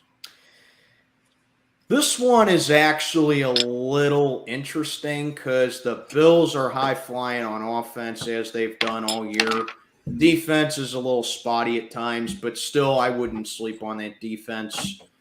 But then you got the Chicago Bears. I mean, they're a terrible team. And by the way, I am pulling hard for Buffalo in this game to keep our second pick at 33 overall. Yes. So, yeah, yes. Pretty much aside from rooting for our teams, that's pretty much all Steeler fans can root for this year is for the Bears to lose. Helps out our draft pick from the Claypool trade. Yep. So the Bears, Justin Fields has had a phenomenal season as well. So I really don't think this will be a bloodbath. I think the Bears can keep it competitive, but I'm going to go with the Bills nonetheless because nobody circles the wagon like them Buffalo Bills. No, it's the Bills! Buffalo all the way this time! Yeah, there you go. Yes, sir. Next up, the Seahawks and Chiefs. Again, another interesting one. Seattle, they're in desperation mode, in my opinion. They started off the year hot, leading the NFC West, and everyone's like, wow, they get rid of Russell Wilson. They're winning games with Geno Smith, and Pete Carroll's doing a good job up there. Seattle can win the West, and they've slipped up a bit, and now they're on the outside looking in. Seahawks are in desperation mode, and it don't get easier going at Arrowhead to play the Chiefs, who almost never lose at home. And unless they're playing the Bengals, Mahomes doesn't lose in December. So while I do think Seattle can actually keep it close because the Chiefs haven't been very dominant all year except for that 49er game, really, and week 1, I'm going to go with the Chiefs to get the job done over the Seahawks. Saints and Browns. One of my snooze fests for the week. I'm probably going to watch like the first half of this because I live in the Cleveland area now, and then I'm probably going to go to 4 o'clock mass. It's on Christmas Eve. Mm-hmm. But I really don't care about this one. I'm going to go with the Browns to get the job done simply because I think that the way the Saints' rush defense was against Atlanta, now they got to go up against Nick Chubb, one of the best running backs in the league. I think that's really all the Browns need. I mean, I know Andy Dalton has a good resume with beating the Browns, but this is a different Browns team that he's going up against. I'm going to go with Cleveland here. All right. And then Texans-Titans. Texans and the Titans. Well, I don't know what's going on with Tennessee, but they're slipping at the worst possible time. They started off, 7-3? Looks like, they're going to run away with this trade. Yeah. 7-3, 7-2. Everyone's like, they're going to win this trash division again, and they're going to get KO'd in the playoffs again, like they do every year. But they didn't. But they played terrible this past month. They've lost 4 in a row, and now Ryan Tannehill's on a little bit of a bum leg. That could be. That could be. That could. I don't know if he's playing the rest of the year. Yeah, I don't know. That could be a bit of a concern right there for Tennessee. I know Derrick Henry always has real good games against the Texans, but here's the thing with Houston. I admire the way that they've been fighting. 17-point underdogs against Dallas, and they only lost them by 4. 14-point underdogs against Kansas City, and they lost them in overtime. Now they go to Nashville to play the Titans. So, I know what you're thinking. Sermon can't possibly sit down here and say the Texans are going to pull off the upset, right? Well, Pizzle, sound the alarm. Yeah.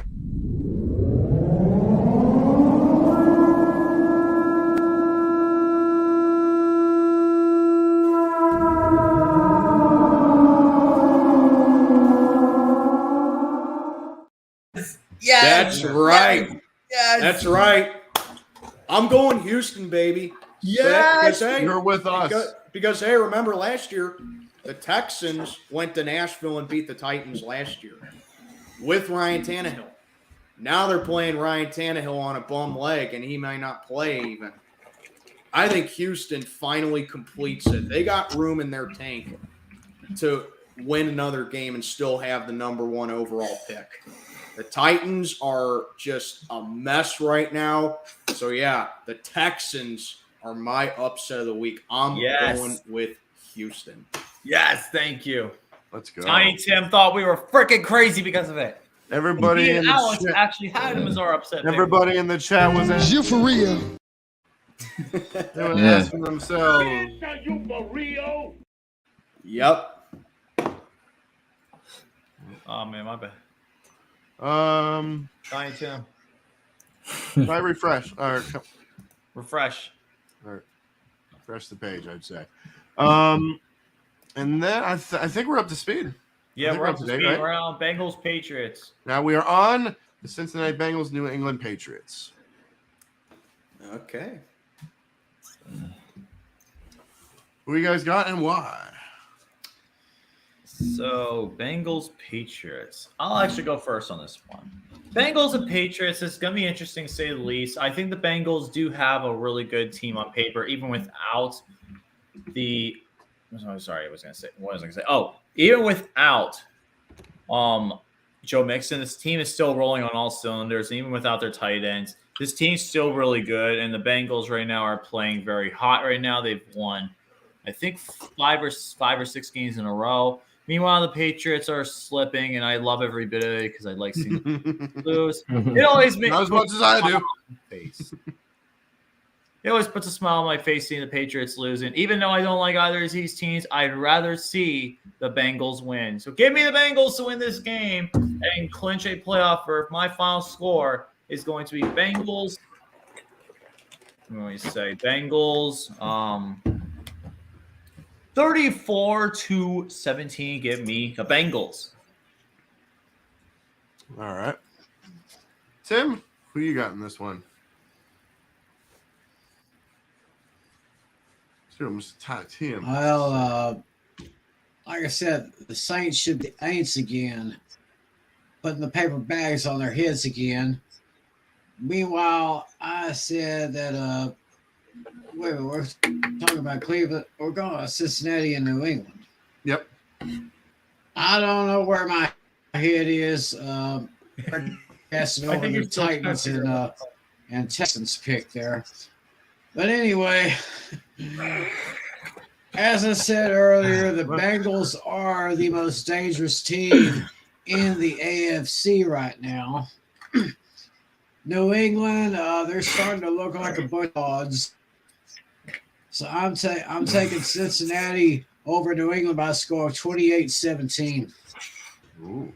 I will say though, that one funny comment you did have though, Tiny Tim, with the one thing with your GIF in the background. I saw you in your background, like when we were talking about the upset pick, you were like this. That was amazing. Beautiful.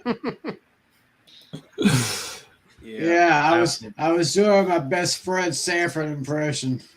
There you go. Yeah. So with this one, it's two teams that are going in the opposite directions. Right. The Bengals have won 6 in a row, and they are 10-4, 10-2 since starting the season, 0-2.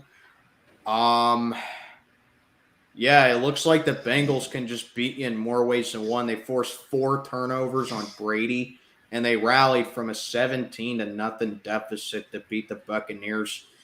Previously in his career, Tom Brady was 89-0 in games where he had a 17-point lead. He is now 89-1. So there's a first for everything this year. Meanwhile, the Patriots, they lost in one of the most embarrassing ways I've ever seen in my life. Like, it's in the top 5. So, like, why would they do the Cal Stanford lateral job when the game is tied? Right. And literally you go to overtime? Yes. For real. Like, if they were losing and they did that, I would get it. But the game was tied. And not only that, Jacoby Myers throws it 10, 15 yards backwards to Chandler Jones. And then Mac Jones just gets run over by a reindeer. That was...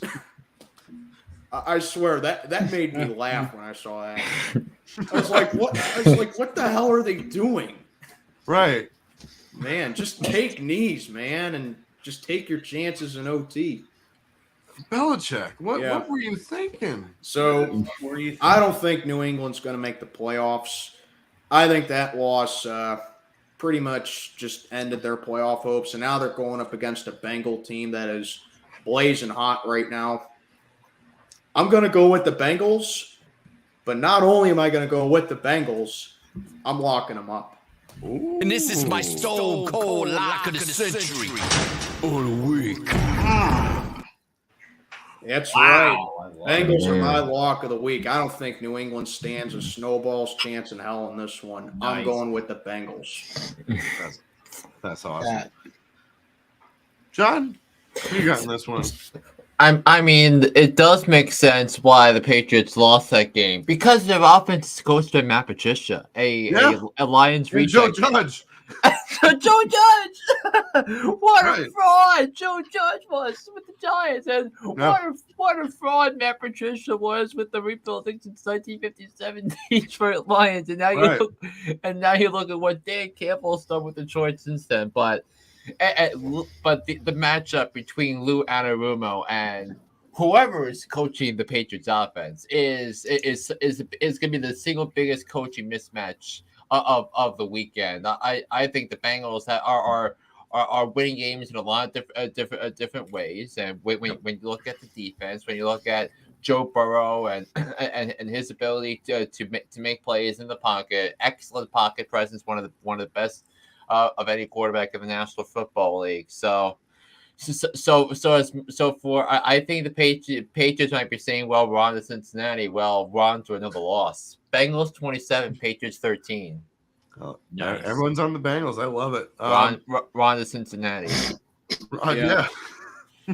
Bengals are playing consecutive road games, but the Patriots are stinging from the, like Steel Sermon said, the most embarrassing loss of the year and probably the most hilarious to everybody else. The Bengals have some defensive injuries. Trey Hendrickson breaking his wrist. Get well soon. FAU, give a hoot, don't pollute. But the Patriots have issues on offense. But I think Joe Burrow will continue to play well as the Bengals win it. 30-17, give me the Bengals. Next up, we got the New York Football Giants and the Minnesota Vikings. This game is in Minnesota. Vikings, from what I'm seeing right here, 3.5-point favorites. Vikings 3.5-point favorites. Let me take a look at this, shall we? Vikings at 3.5. Are they 3.5-point favorites? They're 4. They were in the 3.5 to 4 when I saw it all week. So. Okay. Referee for this game is? Referee for Vikings and Giants is Adrian Hill. And you have Adam Amin and Mark Schlereth on the call. I think we should save Mr. Flynn for last because he's the Giants fan. That's right. The Giants fan. And actually, this is the first time Adam Amin has called a Giants game this year. He called 6 Giants games last year. Oh, wow. Wow. Better late than never. Well, I'll go better late than never. Yeah. Well, I'll go first for this one. So the Vikings, 33-0, and they come back and win. Like seriously, I was watching the game, and I turned it off at halftime because it was 33-0. And like, you ever watch one of them games where a team's getting blown out, and you think to yourself, "Well, this one's over." Yeah, that was me. I turned the game off and went grocery shopping. I got back like an hour and a half later, and it was tied. I'm like, what the hell did I just miss? I miss everything good, for real. But yeah, Minnesota with an unbelievable comeback, the biggest in NFL history. And I asked my uncle, one of the biggest reasons I'm a Steeler fan. I asked my uncle over in Jersey, hey, is this what you felt like when 35-3 in '93 happened? And he said it's pretty close to it. Oh shit! Yeah, unbelievable comeback right there. Jeff Saturday, that guy should be the first interim coach to be fired. For real. I agree. Dang. Yeah. Wow. So yeah, the Vikings, although I still don't necessarily think they're a Super Bowl team, that comeback just wow. I can't believe it. And then you got the Giants. That was a huge win they got on Sunday night against Washington. Granted, they got some ref help with the illegal formation bullshit. Yeah. And that last play that should have been pass interference. But here's the thing. Taylor Heineke, unorthodoxly, I don't even know if that's a word, left point. He left a lot of points off the board for Washington, and they had several chances to win that game. The refs hurt him for sure, but still, Taylor Heineke held them back big time. And the Giants, they are now in command to make a playoff spot. All they got to do is keep winning, but they don't face particularly easy teams, as they got to go up to Minneapolis to play the Vikings. I do think the Giants will make it close because the Vikings are the masters of playing in one-score games this year. I think Saquon Barkley can have a good game, but that Giants defense going up against the three-headed beast up there in KJ Osborne, Justin Jefferson, and Dalvin Cook, I think that may be too much for them to handle. I'm going to go with the Vikings to win this one, but I do have the Giants making it a good game. Okay. Well, the Vikings clinched their division while the Giants are playing for one of the wild card spots. Giants are playing consecutive road games while the Vikings got an extra day of rest. Vikings defense is a major issue, though, which is why I think this will be a close game. Very, very close. It's close, but at the end of the day, I'm going to go with the Vikings as well. I think it's going to be a 1-point game. 28-27. Give me Minnesota. Minnesota. Yeah. Very close. I think this game will be extremely close at the end of the day. This game is going to come down to which defense is going to be able to make the stop, and realistically, I think the Vikings defense has a better chance of making the stop compared to the Giants defense. I think the Giants will try and make this game close as possibly can, but I think the Vikings, at the end of the day, will get the win. And let's be honest, what time is the game at, Alex? 1 o'clock. 1 o'clock games. And you know what happens with Kirk Cousins at 1 o'clock games? He goes off. Yeah, he goes off. He's a whole nother guy. He's a whole nother person. 1 o'clock games. At 1 o'clock games, he's a whole nother player. Final score is going to be Vikings. I will say 28-24. Exactly within the point spread. Vikings cover 28-24. And Tim.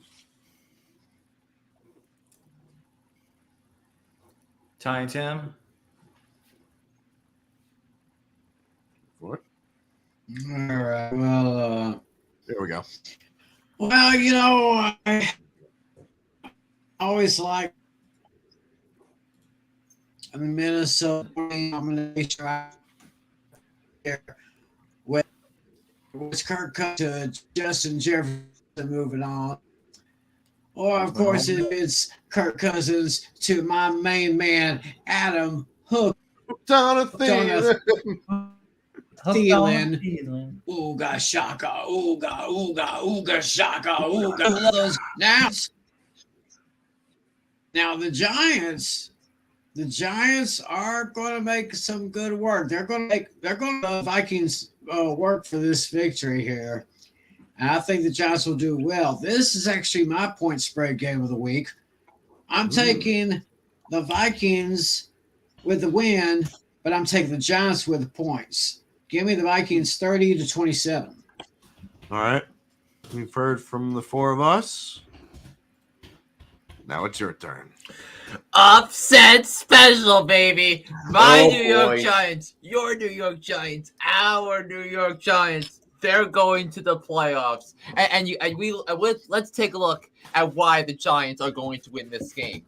Number one, it's the Giants' defensive line against the Vikings' offensive line. Edge there with the Giants. Coaching. This is an even matchup between Kevin O'Connell and Brian Daboll, but I've been obsessed with Brian Daboll. He's done an amazing job changing the culture in New York. This Giants team was so defective talent after Dave Gettleman left it in shambles, but I thought the ceiling for the Giants going into the season was 8 wins. Now they're past that when you factor in the tie, and the final thing.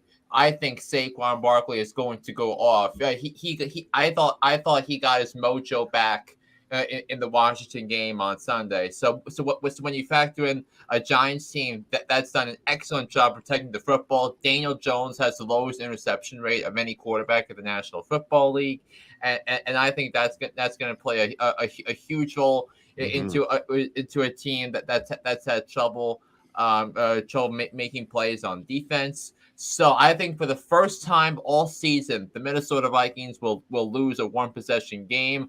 I'm going to take the Giants to clinch a playoff spot this week. Giants 27, Vikings 26. Are we going to sound the alarm? Yeah, that's an upset special I have. I think it's time we.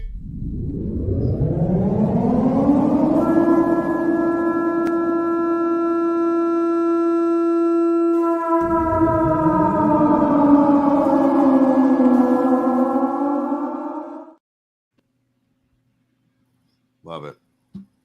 Wow. Absolutely love it, man. All right. Next game on the list, it is the Washington Commanders and the San Francisco 49ers. This game is in Santa Clara. 49ers are 7-point favorites. You're right. Mm-hmm. Right on the nose. Referee for this game is... Referee for the game is going to be Jerome Boger. And you have Kevin Harlan and Trent Green on the call. Kevin Harlan, Trent Green, Melody Collins, special NFL on CBS. There we go. Who you guys got and why? Yeah, I'm taking San Francisco to win. I'm taking San Francisco to cover. This was one of the first games I circled. I think you look at the coaching. I mean, Ron Rivera's in-game management was just deplorable. I think Ron Rivera is going to be fired at the end of the year if and when Washington misses the playoffs. I don't think Washington is going to make the playoffs. I think Detroit has a much better chance of that when you look at the schedule, when you look at the feel and the and all of that, and now you got San Francisco playing like a Super Bowl team, and Taylor Heineke against the best defense in football. Please, I think this is going to be a tough one for the Commanders. I'll take the 49ers to win this game 27-17. Nice. All right. Niners. Against the Commanders, this is going to be a pretty simple game. Number one, it's at home. Washington does not do well at San Francisco, except it was for the 80s. But Washington recently has not done well in San Francisco. And San Francisco, realistically, has one of the best defenses in the league. They have shut down almost every single opponent, allowing only 10 points in the past couple of games in the entire second half. They're going to shut down Washington like they've done everyone else, and it's going to be a convincing win. My final score is going to be Niners 31, Washington 17. Give me the Niners. Ooh, this is a tough road trip for Washington against a team that has had 4 days of rest.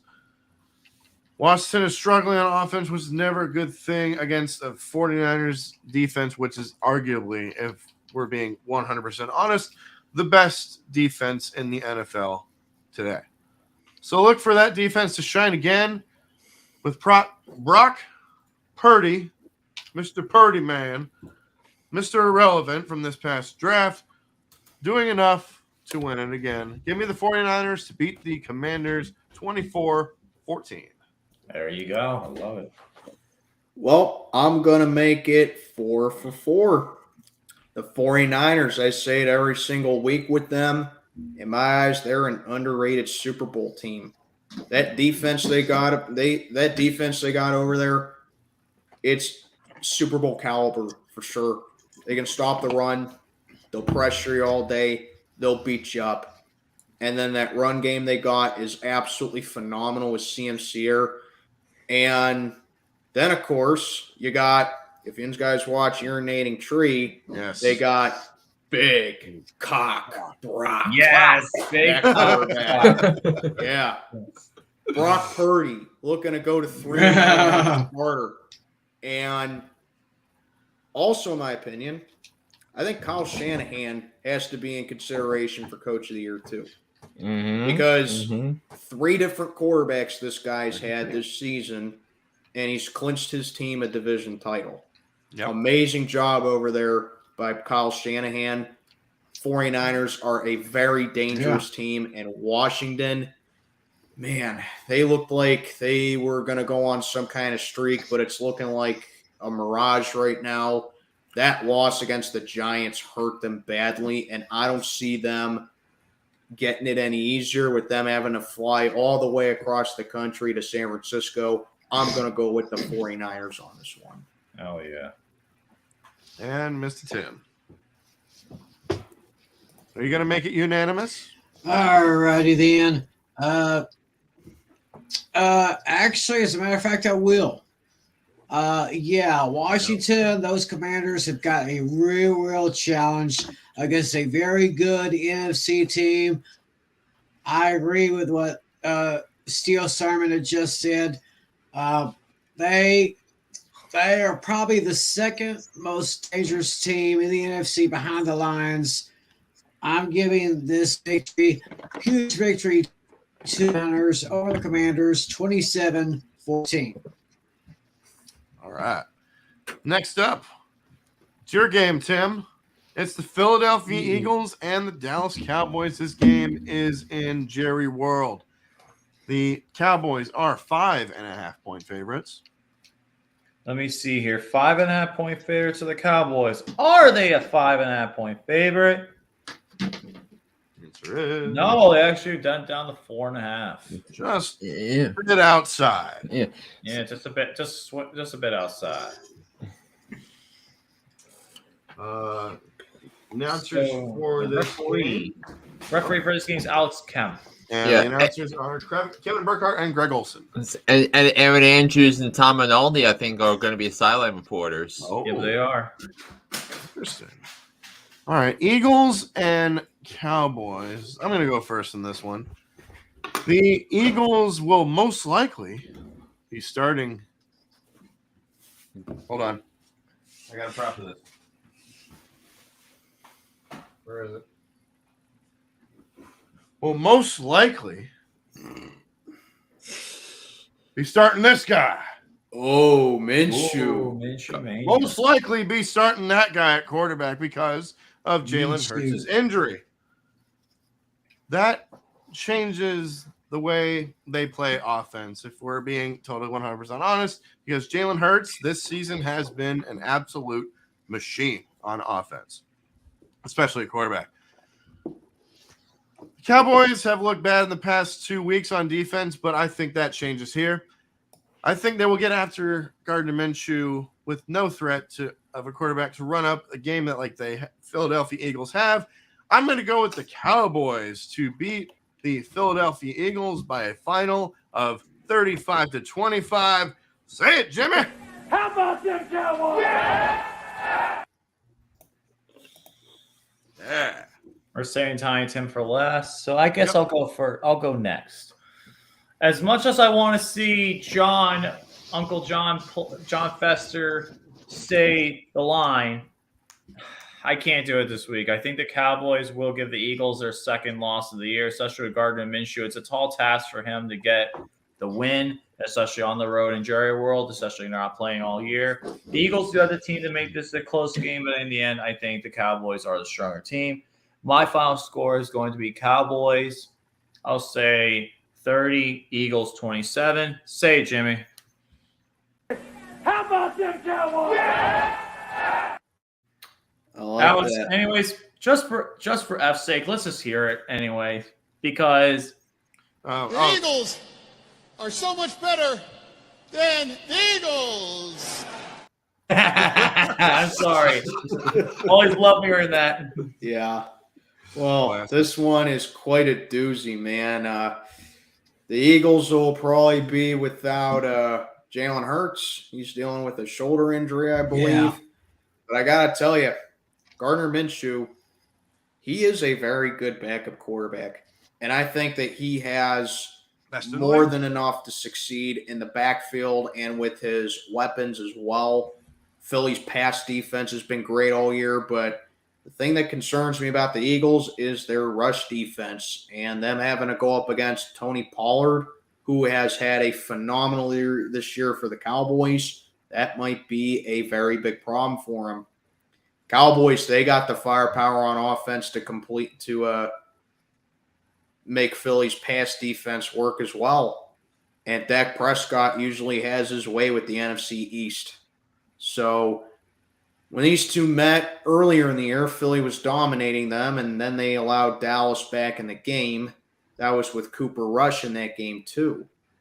So if you saw my picks video, I had Dallas winning, but this game was bugging me all day today at work. And I'm very torn on it right now. So much so that it's my coin flip. Oh.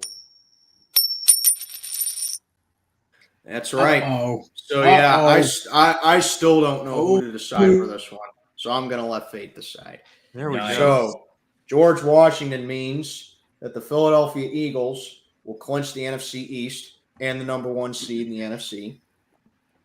And the state of Delaware will say that the Cowboys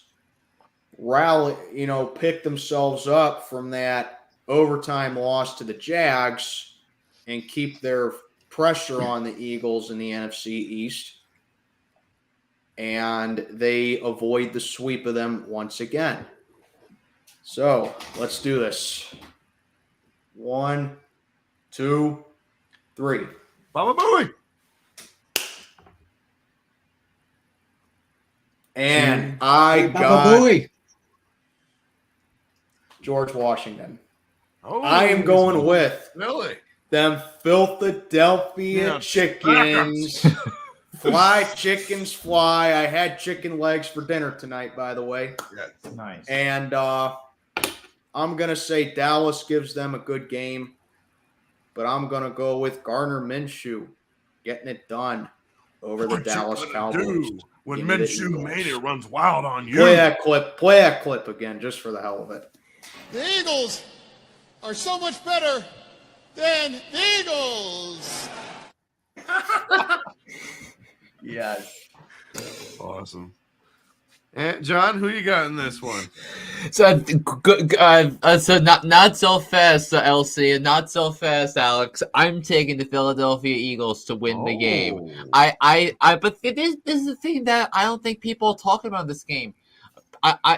What's exactly the trust level with Dak Prescott, and they're going up against the Eagles. They have the most sacks of any team in the National Football League, and the Eagles have the advantage when it comes to the offensive line play and the defensive line play on both sides. And and Dallas's defense is suddenly suspect, and the Eagles are still going to roll out A.J. Brown. They're still going to roll out Devontae Smith.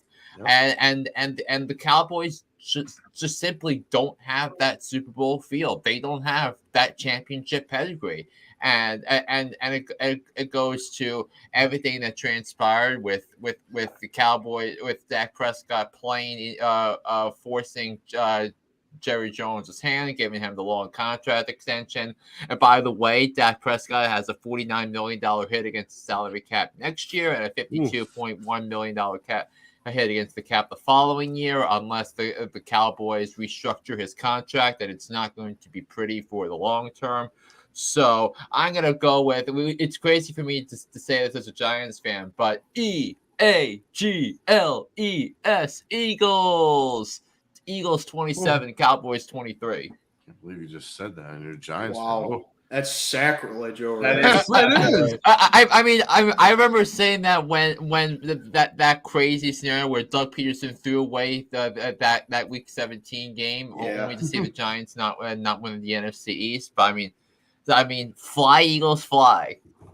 Okay, we've heard from the four of us. So it's a split decision so far. It is. We're tied.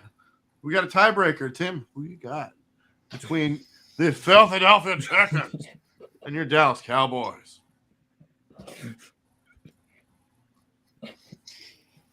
Bless you. Bless. Okay. As Skip Bayless says, my turn.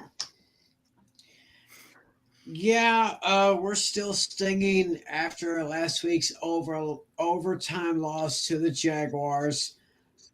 I give my props to Trevor Lawrence. But the one thing that I think the question was, who was to blame in this contest? I have to give 70% of the blame to the defense and 30% to Dak Prescott. For the last 2 games, maybe 3 games now, that shutdown defense that the Cowboys had was almost non-existent here lately. I mean, yeah, they won a couple of games, but they wasn't really impressive. And who's laughing? Hey, come on now. Sure. Anyway, and of course, Dak, I always say he cannot perform under pressure. When he starts getting the pressure on him, he starts choking. We can't have a quarterback like that. And in fact, what's really crazy, Tuesday morning on the Cowboys flagship station, 105.3 The Fan up in Dallas, Jerry Jones's weekly interview, he said Dak performed excellently. Huh. When I heard that, I was like, hey, Alex, you want to play that clip? I mean, when I heard Jerry Jones saying that Dak performed exceptionally, I only had one thing in mind. Bitch, are you? That's exactly what I thought. Exactly. But now, this was going to be my game of the week, but because of the fact that Jalen Hurts may not be able to play, it's kind of down a little bit. It's not really as big as it should have been. We got Gardner Minshew. He's going to be starting now. I wonder how he's going to work with all of his teammates behind him with all those great weapons that the Eagles do have. They have great receivers. They got great running back. They have a great defense. But I'm looking for my Cowboys to really pick it up this time. I mean, they're really going to have to guard Gardner Minshew. That offensive line is going to have to, because those Cowboys are going to come after him. That defense, I just see them picking up a little bit better than last year, or than last week or last couple of weeks. I see Tony getting at least maybe almost 100 yards, maybe over 100. Zeke, I think he's not getting fed enough, and he's starving pretty much. I love our trio of tight ends. We got our starter, Dalton Schultz, and we got 2 rookies on the team, Jeff Ferguson and Peyton Hendershot. Those guys have really done well. Yeah, I like that name, Hendershot. I like that. But anyway, I am going to take the Cowboys, and the Eagles are going to make these Cowboys work for this victory. But I'm taking my Cowboys by a late field goal by Brett Maher. Give me my Cowboys 33-30. And now I got to hear Jimmy. How about them Cowboys? Yeah! Love it, man. Sure. Good stuff. All right, next game on the list. Ooh. To celebrate the 50th anniversary of the Immaculate Reception, it is the Las Vegas Raiders against the Pittsburgh Steelers. This game is in Pittsburgh at Alisher Stadium. Still Heinz to me, damn it. Still Heinz to me. 3-point favorites are the Steelers at this point in time, from what I'm seeing right here. They are 3-point favorites. That is correct. Yep. And you have the NFL Network team: Kurt Warner, Rich Eisen, Steve Mariucci, and Steve Weish on the call. Got 5 guys at once. Ooh, Trub Blake is the referee for this game. Save these 2 Steelers fans for last. Wow. Flint, who you got in this one, bud? Okay, so Tim and I did his podcast last night, and I had the Raiders winning.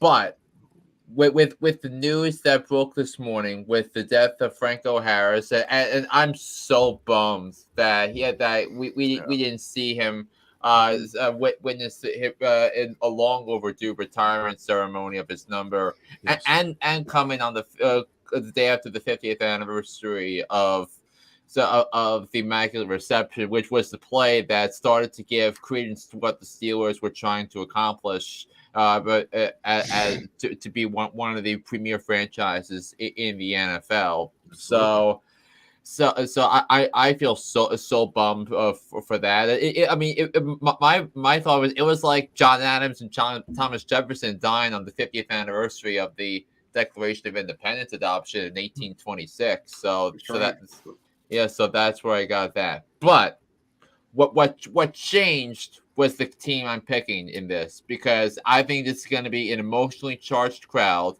I think that the Steelers are going to be playing for as much of franchise pride as they've ever played with. They're going to be inspired by the life and legacy of Franco Harris, and I'm going to pick the Pittsburgh Steelers to win this game. It is a switch from 24 hours ago, and I think it's going to be a very Merry Christmas to the Steeler fans as they keep their very slim playoff hopes alive. Steelers 19, Raiders 16.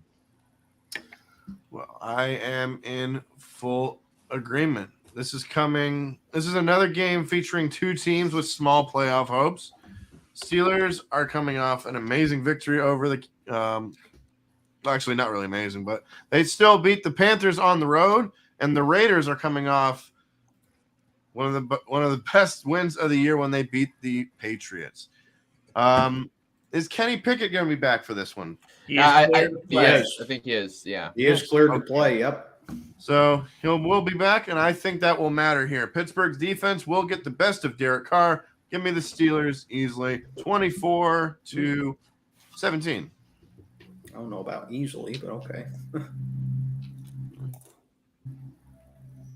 So now it's between me and Steel Sermon. Do you want to go first? Tim didn't go. Huh? Tim. Oh, Tim. Oh, yeah, that's right. Tim's got to go. I forgot. Okay. Yep. Yeah, I got to go here. Yeah. Let's go. A very, very special game in the Steel City. One of the all-time greats, may God rest his soul, the recipient of the Immaculate Reception. It's going to be a great game. It's just going to be more inspiration for the Steelers. Yes, as was just said, these two teams maybe struggling for their playoff lives here. But I made this prediction last night, and I'm going to stick to it right here. I actually have the Steelers winning over the Raiders by a score of 23-20. That's making a big win for the Steelers and making a big win for Franco. That's right. Absolutely. 32, man. Who wants to go first between y'all? I'll go first. I'll take it. Since Steel, in a while since Steel's been in, I'm going to take the reins first. All right. LC Muscles. Let me go first. Cool. Let me go first, guys, because I got my Pittsburgh Steelers here, and I got to get my terrible towel out. Because let's be honest here. This is the Steelers game of the season. And Alex, play the sound effect, please. Which one? My. Oh, this is your.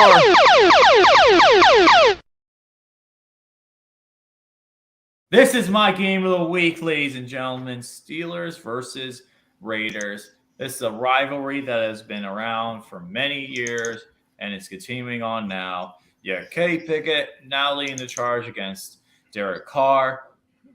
This will be a fantastic game. I think this will be the best game of the weekend, the one I'm looking forward to the most, the one I think will be very competitive throughout the whole game.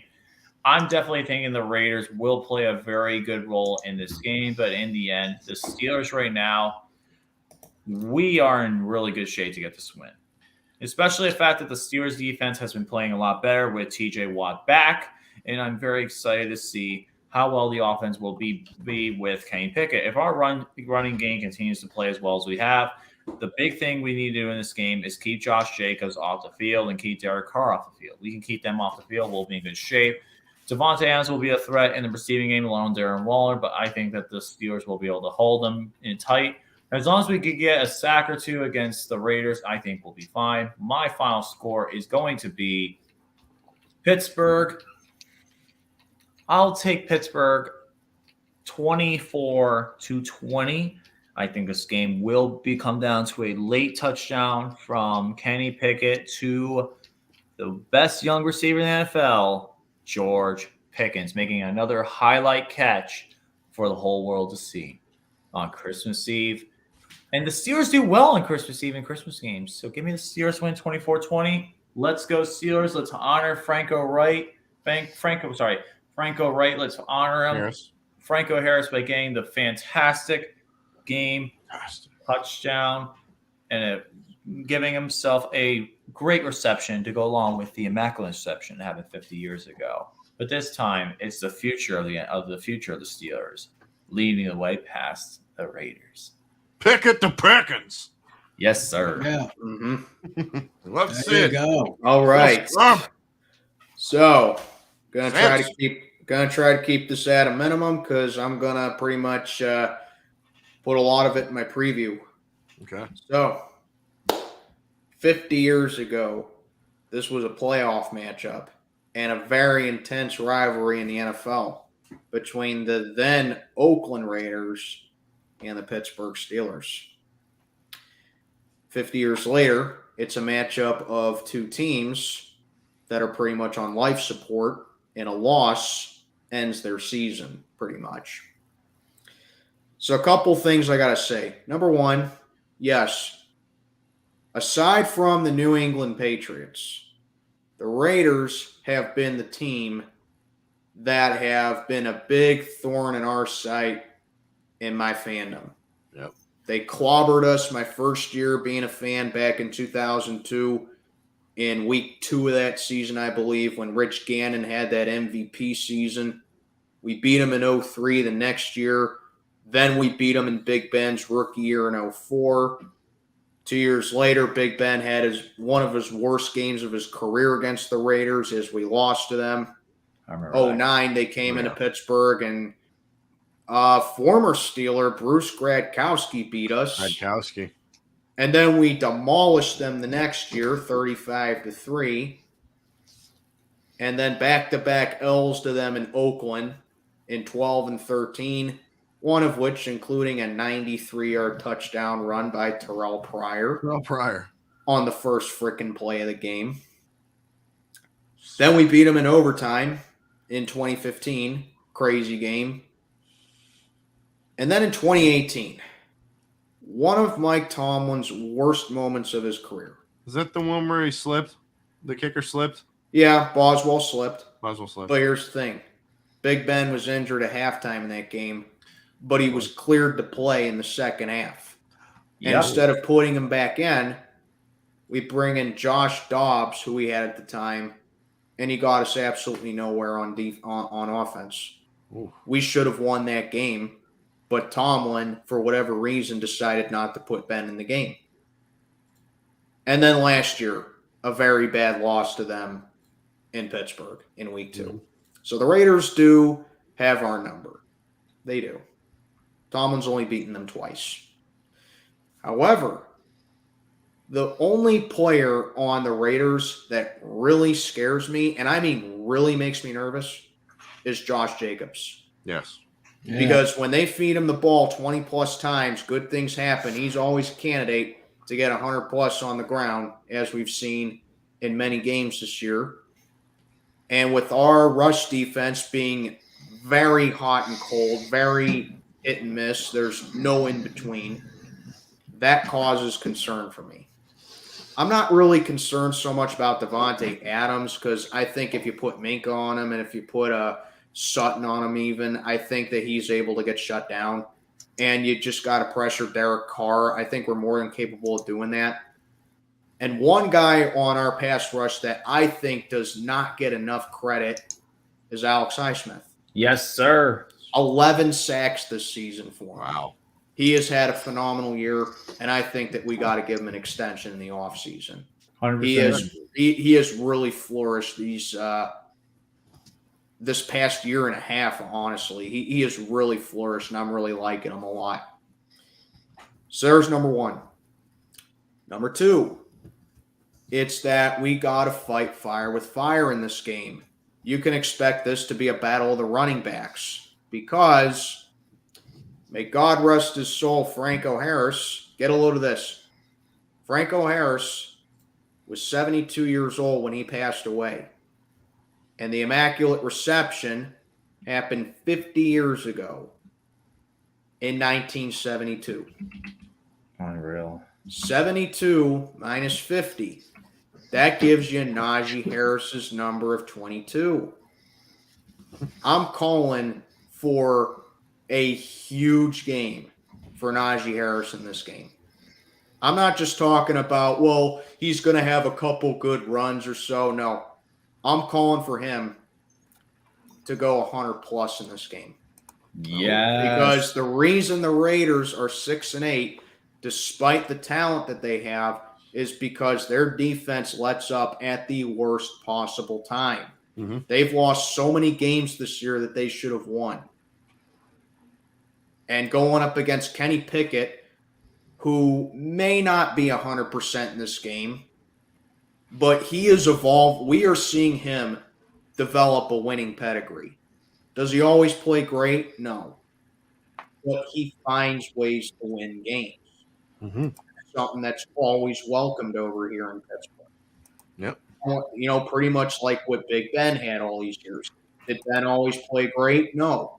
But Ben was a winning quarterback. He found ways to win games. Kenny Pickett's starting to develop that. And I love to see it. So, this has to be a record for the most times I've picked against the Steelers this year.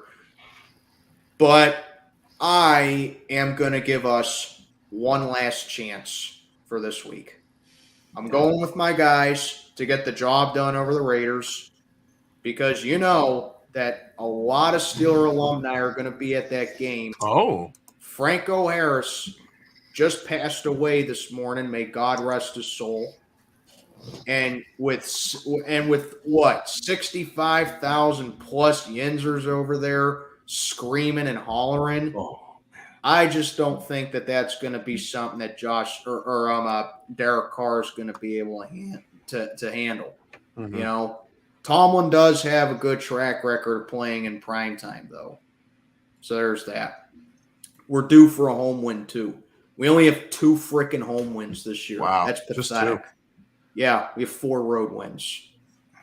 So I'm going to go with the Pittsburgh Steelers to go to 7-8. Tomlin's streak stays alive for 1 more week. And this is my point spread. Oh. We're favored by 2.5 for this game, last I checked. So I'm going to take that 2.5. Okay. I'm going to say we win a low-scoring game, actually. Steelers win 18-14. And I say 18-14 in honor of number 32, Franco Harris. Nice. The point total. Nice. Give me the Steelers. And as a loud and rambunctious Italian, if you want to see me, lose my mind and steal Twins' stream, well, sorry to disappoint. Christmas Eve is always big for us Italians, so I'm going to be celebrating with my family, but I will be watching the game. So, yeah, I think we get the dub on Christmas Eve. There we go. Tiny Tim had to step away for the night. Wishes y'all a Merry Christmas.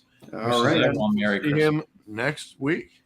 Yes, we'll be we do have his picks. Just when we get them next. All right, next up, we got 3 games on Christmas Day. Yes, first up, Green Bay Packers and the Miami Dolphins. This game is in Miami at The Rock. Yes, it is. Dolphins are 4.5-point favorites. We went down to 4. Wait, well, let me double check. I'm pretty sure it only went to 4. But let me see here. I think it's only at 4. Let me take a look. NFL. Dolphins, unfortunately, are at 4. 4-point favorites. Joe Davis and Daryl Johnston, a.k.a. Moose, are on the call. Moose on the call. And the referee for this game is going to be Land Clark. You all know the rules. Save me for last. Well, I'll go first this time. So the Packers are, I think, also 6-8, if I'm not mistaken. They are. Oh, by the way, something that I forgot to say in my Raiders-Steelers pick. The loser of that game gets a very nice record of 6-9. So there's that too. Nice. Green Bay has a chance for that as well this week. Nice. The Packers have just been a bad team all year. And Aaron Rodgers starting to look like Tom Brady, where he should have just retired. He's done. Green Bay's got nothing else to play for. The Packers, I mean, you want to talk about a team that is absolutely screwed come the salary cap. That's Green Bay. I mean, Aaron Rodgers' extension, that is just going to destroy that franchise. I'm telling you right now. Oh, it is. And they don't even have any money to bring in any free agents. They're screwed. I mean, their defense might keep them above water and their run game might keep them above water too, but Aaron Rodgers can't do it all by himself. He just can't. No, he cannot. And that defense and that defense going up against Tyreek Hill and the Penguin and Tua Tagovailoa. Oh, yeah. Oh, that is a Penguin. Wow, that's a nice shirt. I like that. That is awesome. Yeah. Going up against going up against the Cheetah, the Penguin, and Tua Tagovailoa playing at an MVP level all season, that spells disaster for Green Bay. And the Packers never play well in the state of Florida as well. They don't. I know they beat Tampa Bay earlier, but the Bucs aren't a good team either. Miami's been though. Remember when they played that season opener against New Orleans in Jacksonville? Yeah. 8-3. They got destroyed. Now they're going up against a much better team in the Dolphins. Yeah, I think Christmas down in the beach is going to be a good celebration for the Dolphins. I'm going to go with the Miami Dolphins to get the job done over them cheeseheads up there. Fins up, baby. Give me the Dolphins. Temperature high is supposed to be 55. Wow. Ooh, very nice. Maybe a little chilly. It's supposed to be 0 over here on Sunday. Oh, Yeah. 0? Yeah. God. I mean, in New York City, this could be the coldest Christmas Eve in 106 years. This Saturday. Wow. Ouch. Dang. Who you got in this one, John? I'm gonna go the other way in this one. I think the Packers they've been playing well the last couple weeks. I know who they've been playing. I know they've played Chicago. I know they played the Rams. Two teams that out of it, but for the first time all year, the Packers got to went with the approach to what got them the 1 seed and for the playoffs last year. So they play good defense, and which something that was blind to Green Bay for much of the year, and they can utilize the ground attack of A.J. Dillon and Aaron Jones in there, and listen, there hasn't. This is not the first time the Packers have been in this situation with Aaron Rodgers. Remember in 2016, the Packers said Aaron Rodgers said they're going to run the table. Well, they can absolutely run the table, and I don't think there's that thing that I've been looking at with the Packers the last 3 or 4 games, and it's one that will generally yield positive results and get the Packers into this playoff. And it's going to be tough to beat them. And I was doing some numbers on 538.com. So the Packers would have an 8 or 9% chance of making the playoffs entering this week. So, but if they win against Miami, their chances will go up to 30% with the victory. So. It's going to be insane in the NFC. The Packers are going to be a dangerous team. This was the team I picked preseason to represent the NFC in the Super Bowl. Wow. And you have the Aaron Rodgers. You've got a great running attack, offensive line. Jair Alexander is back to playing at a Pro Bowl, All-Pro type level. He was one of the 4-star cornerbacks that made the initial Pro Bowl team that was announced tonight. So I think it's going to be a fun game. I think Aaron Rodgers is going to have fun. I think Tua is going to have fun with this game. But I'm going to take the Packers in an upset, 34-31 over Miami. All right. I'm going to take the Dolphins here. I think the Dolphins are the better team. Their offense is just extremely talented, and I think their defense will need to make the stops that they need to. The Packers are nowhere near as good as their record says they are. The Packers just unfortunately have too many holes in their defense, and they have too many holes on offense, very inconsistent offense. Meanwhile, the Miami Dolphins need to stop losing. They're on a 3-game losing streak right now, and I think this is the perfect game for them to get back on track. My final score is going to be Dolphins.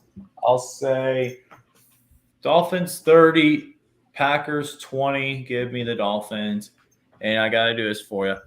Fins up. Yes, sir. Now, there are some playoff scenarios that involve the Dolphins this week. If the Patriots and Jets lose, I believe we clinch a spot. Really? I think we would if that stays. If that stays. But Packers are still alive after winning Monday night, but this is a tough turnaround on a short week. Dolphins lost their last 3 games, but, however, those were all road games. We usually don't really do that good on the road. I think this is going to be a shootout. Packers keep it close, but Tua and the Dolphins find a way to get the job done. Give me the Fins to beat the Packers 34-30, and I guarantee you by the end of that game, the Packers are going to be saying to themselves, "Son of a bitch, I'm sick of these Dolphins." Yeah. Right. Fins up, baby. Oh, yeah. Next up. Oh, God. We get a nice present, and then we get a lump of coal. We must have been bad people. Must have been bad boys this year. Denver Broncos and the Los Angeles Rams, and they were the 2 teams two of the teams that are officially eliminated from the playoffs. Broncos are 2-point favorites. 2.5 now. 2.5 points now. Jim Nantz and Tony Romo are on the call, and also this game is going to be on Nickelodeon. Nickelodeon. So we get to hear, if you want to hear the Nickelodeon broadcast, you get to hear Noah Eagle and Nate Burleson. Great. Yeah. Who you guys got and why? Still feel like Keenstar watch this game because it's on Nickelodeon. Broncos and Rams. Alex, I think this is the game where I bring this out. I'm going to let fate decide. This is my coin. Ooh, you're joining me. I like it. Me too. I just can't choose between these teams. I don't know. Can't, man. They're both out of the playoff contention. I don't know. I really don't know either, realistically. It's going to be Brett Ripien versus Baker Mayfield. Great matchup on paper. All-time classic. Lord help us. Tom Brady, go fuck yourselves. This is the quarterback matchup of the century. Lord help us. Century. So, okay. So my coin, the dollar coin, we got Sacagawea on the front. That will be the Denver Broncos. And the American Eagle will be the Los Angeles Rams. I have the Eagle as the Broncos because Broncos country, let's cry. And the Cactus is out west. That will represent the Rams because they're out west. And they're the worst Super Bowl defending Super Bowl champion in history. They are. 2002 Bucks. Without Anyways, doubt. Here we go, guys. 3, 1, 2. Billy. What do you have? I got the Broncos. I got the Rams. We're split. I have the Rams as my coin flip game of the week. Split. It is at Los Angeles, which helps, but it still. It is. I'm still gonna go with Brett Ripien. 21-14. Oh man. Rams with Baker Mayfield get the job done. 13-12. I mean, 13-10. 13-10. Give me the Rams. For the game-winning field goal by Matt Gay. Matt Happy gets the game-winning field goal. For the life of man. Like, I think the Rams, something they got to ask Santa for Christmas this year is an O-line. And instead, they're getting tinfoil. Yeah. I mean, why is this on Christmas Day? For real. Why? I mean, you got imagine saying at the beginning of the season that Brett Ripien and Baker Mayfield was going to be the quarterback matchup of this game. Like, you probably would have been called a liar. Wow. Did you hear the news with Stafford too? No. Yeah. He plans on staying in the NFL, but he's uncertain of his future at the moment. I'm honestly starting to think Detroit won that trade. No, they did. I mean, yeah. Stafford won a ring with the Rams. But let's be honest. That was Cooper Kupp that won that for the Rams. He did. Yeah. Yeah. The Rams are by far the worst defending champs I've ever seen.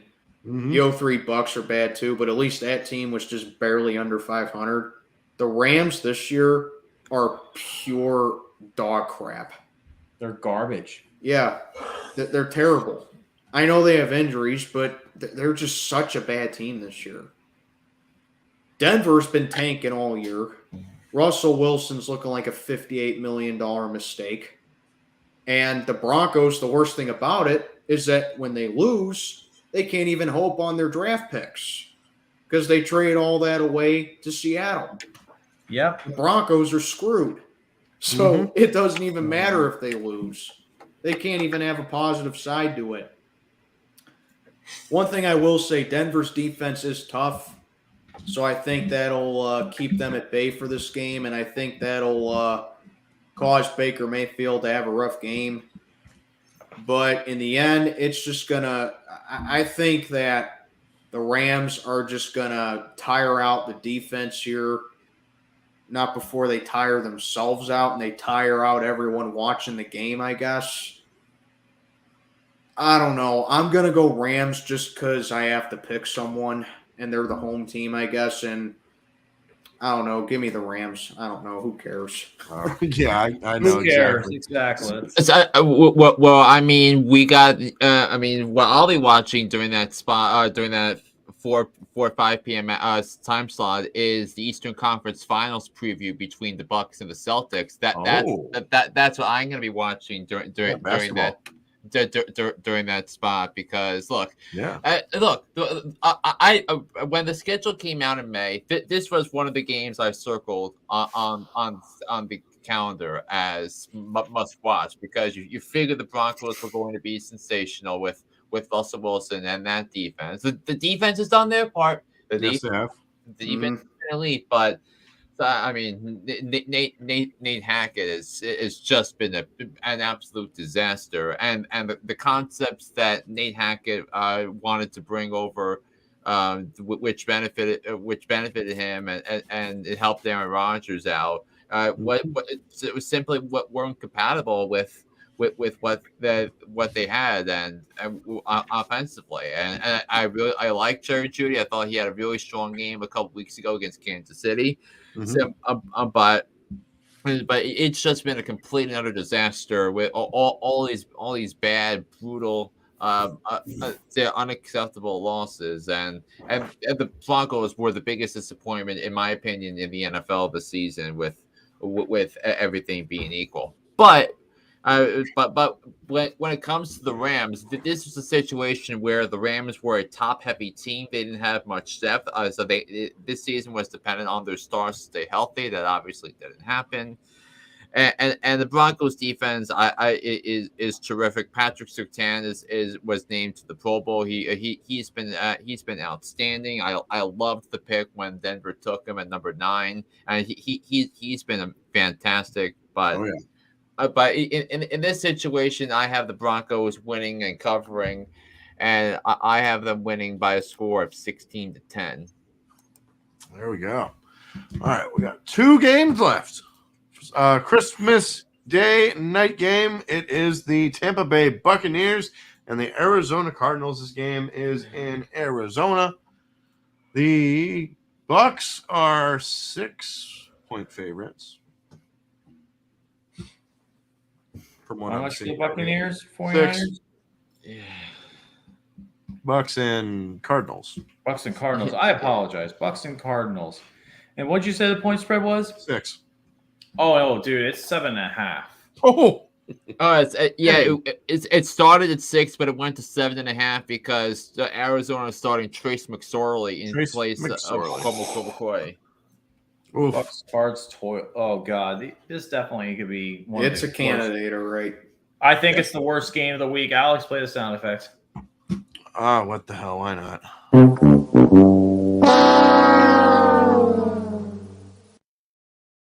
Yes. Yep. Referee for this game is? The referee for the goddamn Buccaneers and Cardinals game is John Hussey. Ugh. And it's on NBC. Check out Mike Tirico and Chris Collinsworth are on the call. These 2 teams, let's be honest, have major issues, but the Bucs are still somehow, some way in first place, while the Cardinals, they're done. Arizona could be down to their third-string quarterback. They are down to their third-string quarterback. It is Trace McSorley getting the start against the Bucs team that blew a big lead last week. Tom Brady has struggled, but I think he'll play well here. I'm going to go with the Bucs to take it 31-24. Give me the Bucs. This is another matchup that is not going to be great as well. Yeah, Bucs have been real bad ever since we beat them in Week 6, and it just amazes me that someone in that NFC South is going to host a playoff game. It's a disgrace. Like, Nobody in that division should host a playoff game. No. It's like the NFC East from a couple years ago, or the NFC South back in what was it, like 2013, 2014, whatever year it was, somewhere around there. This is just such a bad matchup. And, Kyler Murray, I feel for the guy. He's out with a torn ACL. It just stinks because he gets paid all that money and then he tears his ACL, which probably means he's going to miss a lot of next season as well. We all know how long ACLs take to recover from. So that really blows. Arizona, I mean, they're done. I'm going to go Tampa Bay just because I think that they have more talent than the Cardinals do. But again, the Bucs, just not a good team. I'm going to go Tampa, though. All right. Alex? Yeah. Lock it in. That's And this is my stone cold lock of the century. All the week. Bang! Wow. Lock of the week, baby, right here. Trace McSorley's getting his first start of his entire career, and the Arizona Cardinals. Yeah, that's not a recipe for success. The Cardinals really don't have much to go on offense, and the Buccaneers need this win badly. Give me the Buccaneers to win this game convincingly. My lock of the week will be 35-13. Garbage time touchdown comes late. Buccaneers get this job done. John? Yeah, I mean, this is a case where I have Tampa winning the game, but I do have the Cardinals with the points, and that's my trust level with the roster surrounding Tom Brady. And look, this is going to be an off season of wholesale changes for Arizona. Steve Keim is pretty much done as the Cardinals general manager, and I think Cliff Kingsbury is going to be on his way out too at the end of the year because he can't coach his way out of a paper bag. But I think this is going to be a case where Brady drives his team down the field for a game-winning field goal in the final seconds of the game. So it's going to be a struggle of a contest, but I'll take Tampa to win this game 13-10.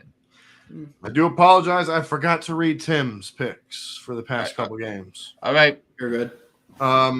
He picked the Dolphins 27-24, the Broncos 24-21, and this, believe it or not, is his upset pick of the week.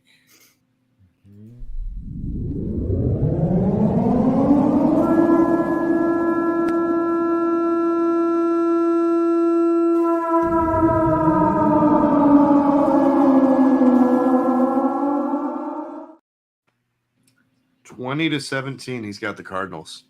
What? Wow. He's got the Cardinals 20-17. That is actually impressive. And then to wrap it all up on Monday night, it is the Los Angeles Chargers and the Indianapolis Colts. This game is in Indy. The Chargers are 4-point favorites. And it's 4.5. Went up just a tad bit. I think I only got 5 right this week. Yeah, this was not the best week. But Joe Buck, Troy Aikman are on the call. No man cast, unfortunately. No man cast, fortunately. And the referee is Clay Martin.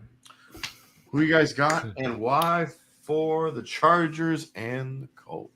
Well. So the Indianapolis Chokes. That's what I'm going to call them from now on. The Chokes. Up 33-0, and they lose. I just don't know how that happens. Like I said earlier, Jeff Saturday, he needs to be the first interim coach fired. Plain simple. Colts are just in for a really bad future because I don't know what they're going to do as far as quarterbacks go. Matt Ryan, that guy needs to retire. I've been saying that since last year. I don't know the status of Jonathan Taylor in this game, but honestly, I don't think that matters because The Chargers, they're a very confusing team this year. They're 8-6. They're in good position to make the playoffs, and they have a knack for blowing games this year. However, they also have the uncanny ability for a fourth quarter comeback. Yes, they do. Figure that out. I don't know. So I think it's honestly in LA's best interest that if they get in a deficit and they come back and beat the Colts again. So I'm going to say that happens. I'm going to say that the Colts choke again and LA gets and Herbert conducts a fourth quarter comeback. Eckler's been playing great. And I think that the Chargers are just going to have too much on offense for Andy to handle. I'm going with the Chargers to keep pace in the AFC playoff hunt. Give me the Chargers to terminate the Colts. Say it, Arnold. Well, there it is. And now go Chargers, go. Hold up, baby. The Colts. 33 points. He blew the largest comeback in NFL history. That type of loss can send a team packing for the year. And I think they will. Jonathan Taylor is out for the rest of the season, I believe. Yep, he's out for the rest of the year.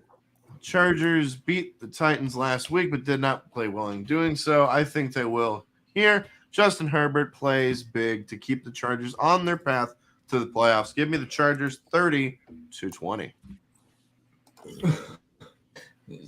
Yeah, I so what's Tim's pick for this? Tim has the Chargers 27-20. Yeah, and I'm gonna make this unanimous. I think that the Chargers will win. I think the Chargers will cover, and everything about the Colts this year has been the residue of poor design, and Jeff Saturday can't coach his way out of a paper bag. And isn't it ironic that Nick Foles is going to be starting for the Colts with Matt Ryan getting benched, and isn't it ironic that that Nick Foles starts without Frank Reich? Because remember, Frank Reich and Nick Foles were the tandem that had that incredible Super Bowl run for the Philadelphia Eagles back in 2017. Yeah. And speaking of comebacks, if you remember back in '93 between the Bills and Oilers, who was the Bills quarterback in that game? Frank Reich. That's right. right. The guy who the Steelers should hire as their OC. Knock on wood. I mean, Matt Canada can't coach his way out of a paper bag either. I mean, nope. It's going to be tough for Kenny Pickett to have having to learn a new system next year. But hey, Daniel Jones had to do that with 4 different coordinators in 4 different seasons. So I mean, there have been worse experiences for quarterbacks, but I digress.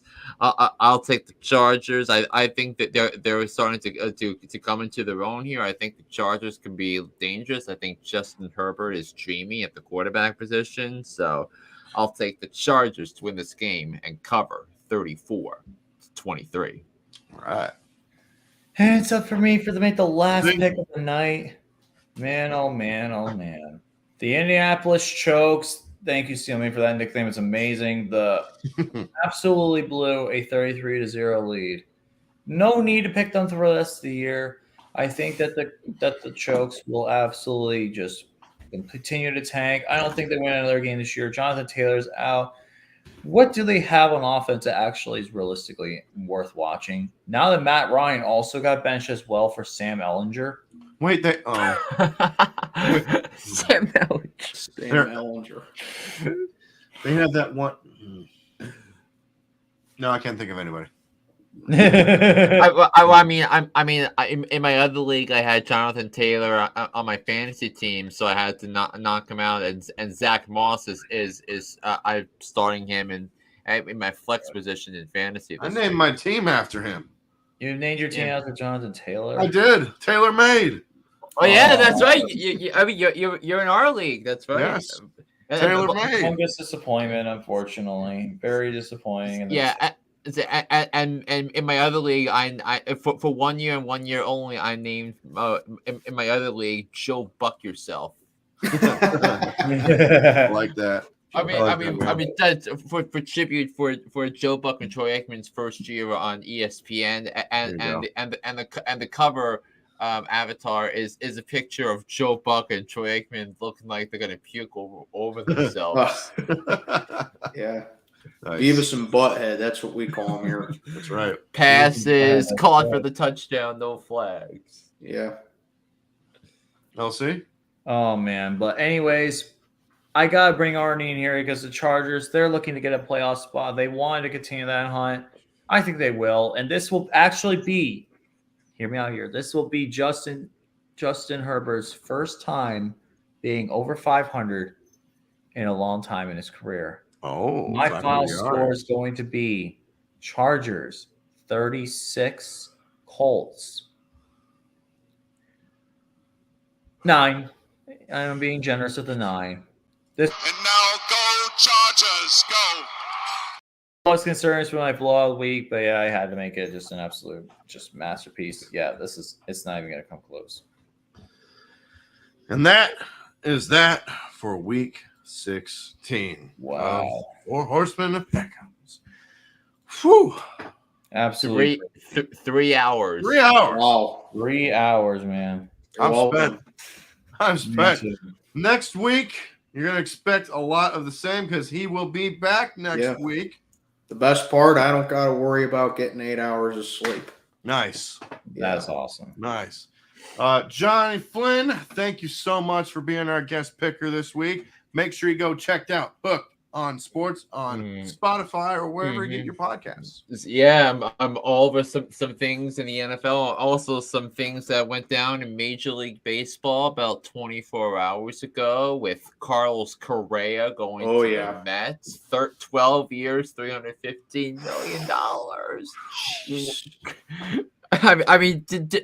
I looked this up. Do you know what the Mets payroll is, including the luxury tax for next year? 809. No, that's the amount of money they've spent on free agents. But their payroll next year, including the luxury tax, is now over $500 million. Oh my goodness! Wow. It's the second highest right now. The Yankees, $310 million. So I'm all over that on the podcast that came out, even though it's Thursday morning here, basically yesterday, and then have another one dropping with the NFL today. Nice. Yeah, I wish we would do stuff like that because Johnny, I'm a Pirate fan, and it has just been complete fuckery mode with this front office for the last 30 years. And what are we doing? We're DFAing guys, burying our prospects, and we bring in freaking Carlos Santana. And I ain't talking about the guitar player. I mean, Pirates fans deserve so much better. We do. Mm-hmm. Yeah, we do. And Derek Shelton's still the manager, so I'm expecting another 100-loss season. And also the Pirates have to play all the AL teams now. Because with the new schedule, I mean, they have annual series with the Yankees, the Red Sox, the Astros, the Blue Jays, in addition to what they already have. So great, yeah, awesome. Hooked on Sports. Check him out. Give him a subscribe. There it is, right there. Yeah. LC, you got anything coming out on your channel, bud? Probably a video on the Raiders. Sometimes probably a hate week on the Raiders. I just don't know what it's going to be. Probably gonna be one video just because this year I'm not doing a bet with Raider Ben. He wanted it because he wanted to do a bet with other Steeler fans, and I let him because I did it with him last year. So. What was that? Any other Raider fan want to make a bet with me? What was the bet? Last year was Tabasco sauce. I had to drink that Tabasco, do the shots of Tabasco. Oof. That was painful. Nice. Steel Sermon, you always got content coming out on your side, bud. Yes, I do. I will have my preview for the Raiders and the Steelers out either, well, technically it is tomorrow, but either later today or I was originally planning on putting it out on Friday because Friday is the actual 50th anniversary of the Immaculate Reception. Yes. But in light of what happened yesterday with Franco Harris, I think I'm just gonna get that out as soon as I possibly can. Other than that, I plan on getting Penn's content out. Ooh. Anything that's going on with the Bucks that's going, the Pirates that's going out, you know, just anything that enters my mind, I put on YouTube. So yeah, we'll take it from there. And yeah, just working my way back up to 1,000 subs. John may not know it, but I used to have an old channel that had almost 3,000, but it got taken down due to copyright. So I got to start all over again. I'm currently at 754 right now. So just working to get my way back up to 1,000 and we'll go from there. That's right. Everybody go subscribe to Steel Sermon Sports, Triple X. That's right. I'm going to see if I can stream a little bit of the game this Sunday because I have to work, unfortunately. Dang. But next week, we will be back. You bet your bottom dollar. We will be back, and we also next week have a very special guest. Picker. All right. Ooh, I can't wait. Yes, we will. So until next week, for Tiny Tim, for Steel Sermon, for LC, John Flynn, hey Pizzle, peace out. Fins up, baby. Peace. Oh yeah.